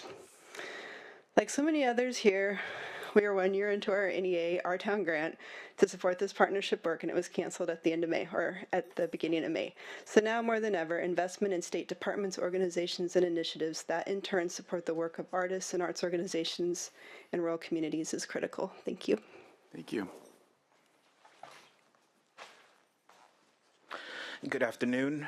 My name is Gustavo Herrera, and I'm the CEO of Arts for LA. I want to first thank Chair Allen and Chair Ward for this very important hearing. I was up at 3:15 to make it to this meeting today, so it was a really important meeting. I want to just share a few things with you. Arts for LA represents an organization that's a network of about 75,000 arts advocates. We're about 200 organizations that are member organizations of Arts for LA, and we have been doing a federal scan of organizations that have been impacted in Los Angeles County. And so far, we have seen 31 LA-based nonprofit arts organizations report terminations. Collectively, they've shared over $2 million in active federal grants from NEA and IMLS. 4 organizations have terminated grants and said that that will jeopardize their sustainability. 11 organizations have shared that that will result in reduced programming. 30 jobs have already been reported as lost because of the impact of these lost monies. And we know that these are just early figures in Los Angeles. This will be a lot more, and I know our partners at Americans for the Arts are capturing this at a broad level. But here's the other thing I want to share with you. In Los Angeles City, we're looking at approximately a $2.2 million cut to the budgets for LA City. There's a proposed 24 staffing cuts to the LA City Department of Cultural Affairs. This is as we're working our way towards the Olympic and Paralympic Games. Additionally, at the county level, $600,000 in proposed budget cuts. We talked about the equitable payroll fund cuts from today, which I can tell you 2 years ago, when we were working with our local performing arts and theater organizations, they were already facing a financial cliff. So now if we're going to lose this money, this is detrimental to the field. So I just ask for your leadership at this moment and to please help us because now is the time to fill this federal gap. Yeah. Thank you very much. Thank you. Though we're hearing grim reports from the governor's revise this morning. But thank you. Thank you. Yes, ma'am. Angela Tati, consultant and Auburn Hip Hop Congress. Thank you for convening us. And for That's a Congress I want to be part of. Yeah, not this one. Okay. Yeah. The numbers and the stats have been covered, so I'll speak personally. I grew up mestizo in a military migrant family, and it was the arts, libraries, cultural activities that plugged me into each community and helped me relate.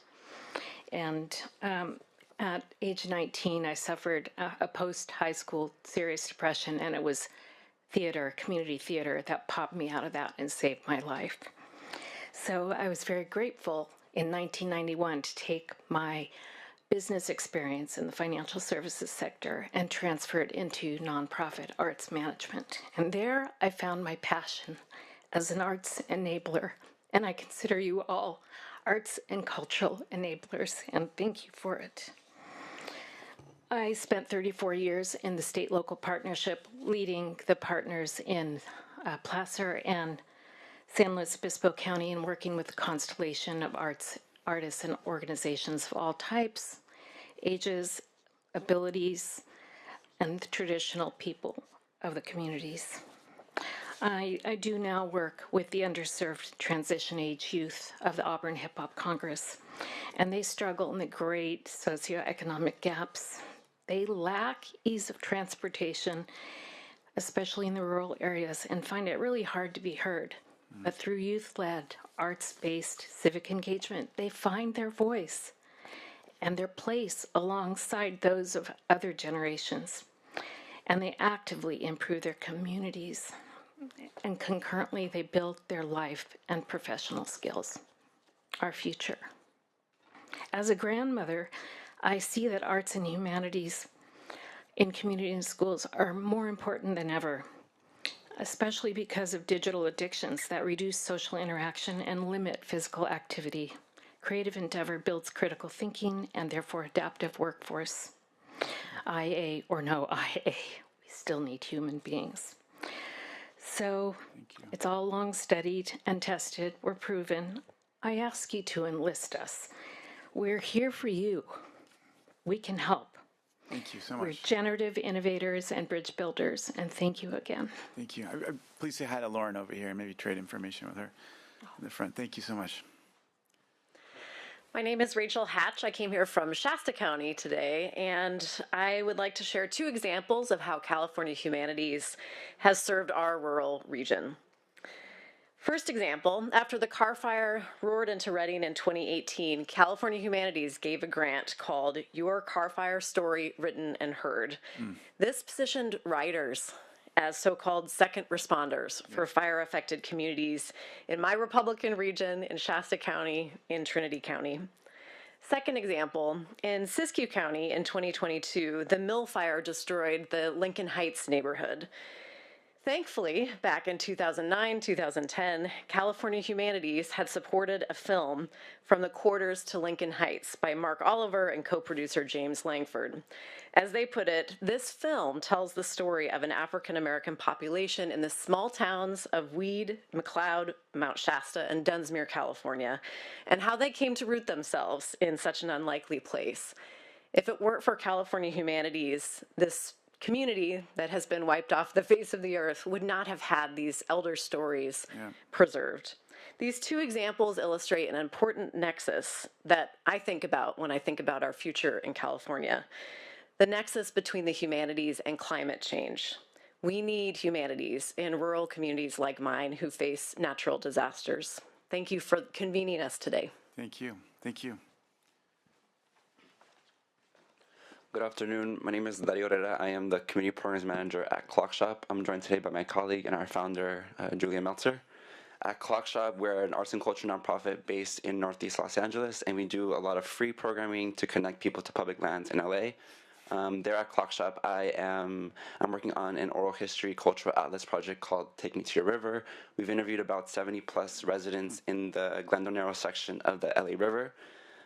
Through this project, it's been very meaningful to me because I've grown up in these neighborhoods. I grew up in Elysian Valley, which is one of the 4 neighborhoods that we have focused on.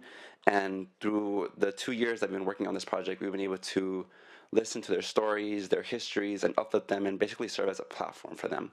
But this project and parts of my salary were funded by 2 grants that we were awarded, one 3-year grant from the IMLS and a 2-year grant from the NEA Art Town, both of which were terminated this year. Obviously, this loss of funding severely limits our ability to continue to do our work. And as somebody, I want to speak a little bit off script, as a young professional, 2 years into my career, it's not the most positive, I guess, light to look forward to. Somebody who wants to work in the humanities, somebody who's really interested in history, especially community histories. If you really want to develop and formulate the next generation of arts leaders, I think removing funding is not the best way to go. And I want to echo a little bit about what Legislator Jeff Gonzalez was talking about, radical partnerships. I think this committee is that radical partnership. There's funding available. If we do our jobs, we can access this and hopefully avoid having to do another one of these hearings. Thank you. Thank you. Thank you. Yes, ma'am. Hello, and thank you so much for taking the time today to have this hearing. My name is Dominique Johnson. I am the Executive Director of the Stanislaus Arts Council. I am also a born and raised Californian and an artist myself, and a mother of artists. So I am here today to advocate for the vital role of the arts in Stanislaus County and the critical need for your support and the state's support of reinstating the $5 million to the California Arts Council's budget. The Stanislaus Arts Council is a cornerstone in my community. We foster creativity, we drive economic growth for our 552,000 residents, and we do that through 74 dedicated arts organizations. However, our ability to sustain this work is threatened, and the lack of sustained funding support for the California Arts Council is what that threat is. The fact that a single organization within my county has not received NEA funding further exacerbates this need of funding for the California Arts Council, and many of those arts organizations were also lost their grant funding that they had historically because of the cuts to the California Arts Council's budget. The loss of local arts councils would have a horrible effect, a ripple effect throughout California's creative economy, which we've talked quite a bit about today. And the economy is a powerhouse. The creative economy is a powerhouse that generates hundreds of billions of dollars in economic output, as you guys know. In my county, our vibrant art scene is a key contributor to this engine. The Stanislaus Arts Council, or the Stanislaus Arts the Stanislaus County, the arts are essential to our creative economy because they provide education through teaching artists and arts programming that serve about 47,000 students annually. We community build, building bridges.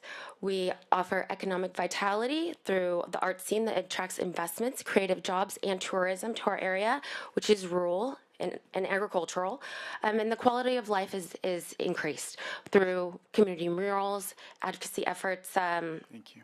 Thank you so much. I really appreciate your time, and I look forward to seeing you all again in the future. Thank you. Thank you. And thanks for all your work. Thank you. Everyone's comments are, I mean, it's all reflective of so much great work out around the state. Thank you. Thank you for having this hearing today. Recognizing the urgency of this moment. My name is Willow Germs. I'm on the board of California Revealed, and I'm a previous team member. Since 2010, California Revealed has partnered with over 450 public libraries, museums, and archives across the state to provide online access to their archival materials through digitization and digital archiving. These records include oral histories of rural and working class people, immigrants and refugees, small-town newspapers, photographs, newsletters, scrapbooks, and films that document California landscapes, fires, water issues, and urban planning. Recordings of music and dance festivals. We digitize home movies and photographs of everyday people of California, having family vacations, farming, camping, cooking, and celebrating together.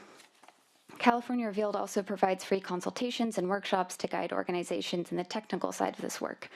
After 15 years of service, we've made over 180,000 archival records representing decades of California history, and everything we have digitized is freely available online and not made by AI, made by Californians, and that teachers and students can use and know that they're accessing authentic information. This is an invaluable cultural resource that hundreds of people access every day. The organizations we support are living connections to California's past and future that create spaces for reflection, identity, and dialogue, especially when histories are contested or forgotten. California Revealed's team of only 11 people helps hundreds of organizations across the state. We are 100% funded by the Institute of Museum and Library Services via their Grants to States program, and have lost $1.4 million of vital funding for our programs. Hundreds of thousands of historical records are at risk. The State Library is trying to find ways to continue providing access to the California Revealed website and repository, but they cannot make funding commitments beyond June 30th, 2025, so next month. I urge you to step in and fund this critical work. Thank you so much. Thank you. Yes, ma'am. Hi, my name is Casey Becker. I'm with the California State PTA. We represent the over 6 million children in public schools in California. We have over 3,100 units, which make up over 565,000 members statewide. I was just compelled to come up here to say we are a radical partner in arts education, and I want to shine the light a little more on the impact all of these cuts have on our youth in K through 12 schools, and that the PTA is often helping close that gap both in funding and in volunteerism. So we will mobilize. We always have been for the last 125 years. Thank you. Thank you. Good afternoon, esteemed committee members. My name is Mariana Moscoso, they, them pronouns. The esteemed ones have already left. Yeah. Well, I am the Senior Program Officer at the California Humanities, but I also have worked as the Arts and Corrections Program Manager at the California Arts Council. And I'm also a queer, indigenous, multidisciplinary artist and cultural practitioner in Maya cosmology. I think a lot of folks have talked about the institutional effects, but mine is very, very personal. To me, the humanities have saved my life. From a high school dropout to a master's degree in art history, a solid humanities degree. Arts and culture have given me the space to dream possibilities for me and my community. And I know I'm not alone. I have seen firsthand how the arts and humanities help us define who we are. It is where we remember, resist, and reimagine. I've participated in and seen firsthand how communities help how the humanities help process grief, preserve culture, and build futures beyond what we think is possible. The loss of federal funding puts our collective future at risk. When we limit spaces of dialogue and imagination, we risk the possibility of a future of thriving, and we need California to step up. Not just to protect our future, but to invest in spaces where our communities can dream freely and shape the world they want to live in. So I beg you, please don't let this moment pass. Thank you. Thank you. What a great way to close our wonderful hearing. Thank you, everybody, for your advocacy. You know, we got to take all of this energy and continue it, both advocating to legislators and decision makers here, and then, of course, our federal partners. You know, it's been, I was certainly aware, we were just sidebarring about how, obviously, we were aware of the impacts, and that's why we wanted to have this hearing, and yet to have them all amplified on so many levels today was really powerful. And so thank you for coming from all over the state, indeed all over the nation, to bring your voices here to this hearing. Thank you to Lauren. Thank you to all the staff who helped to pull this together, Brian as well. Just to appreciate all your hard work, and there's a lot more to be done. A lot more to be done coming out of this, and I was just so heartened to see so many members come, and let's build upon this momentum and do whatever we can right now to really push back and mitigate against the impacts of all these terrible cuts that have been coming our way. So with that, we'll adjourn this hearing, and I'll be seeing some of you shortly, but really appreciate everyone's participation today. Back to work. Yeah, thank you.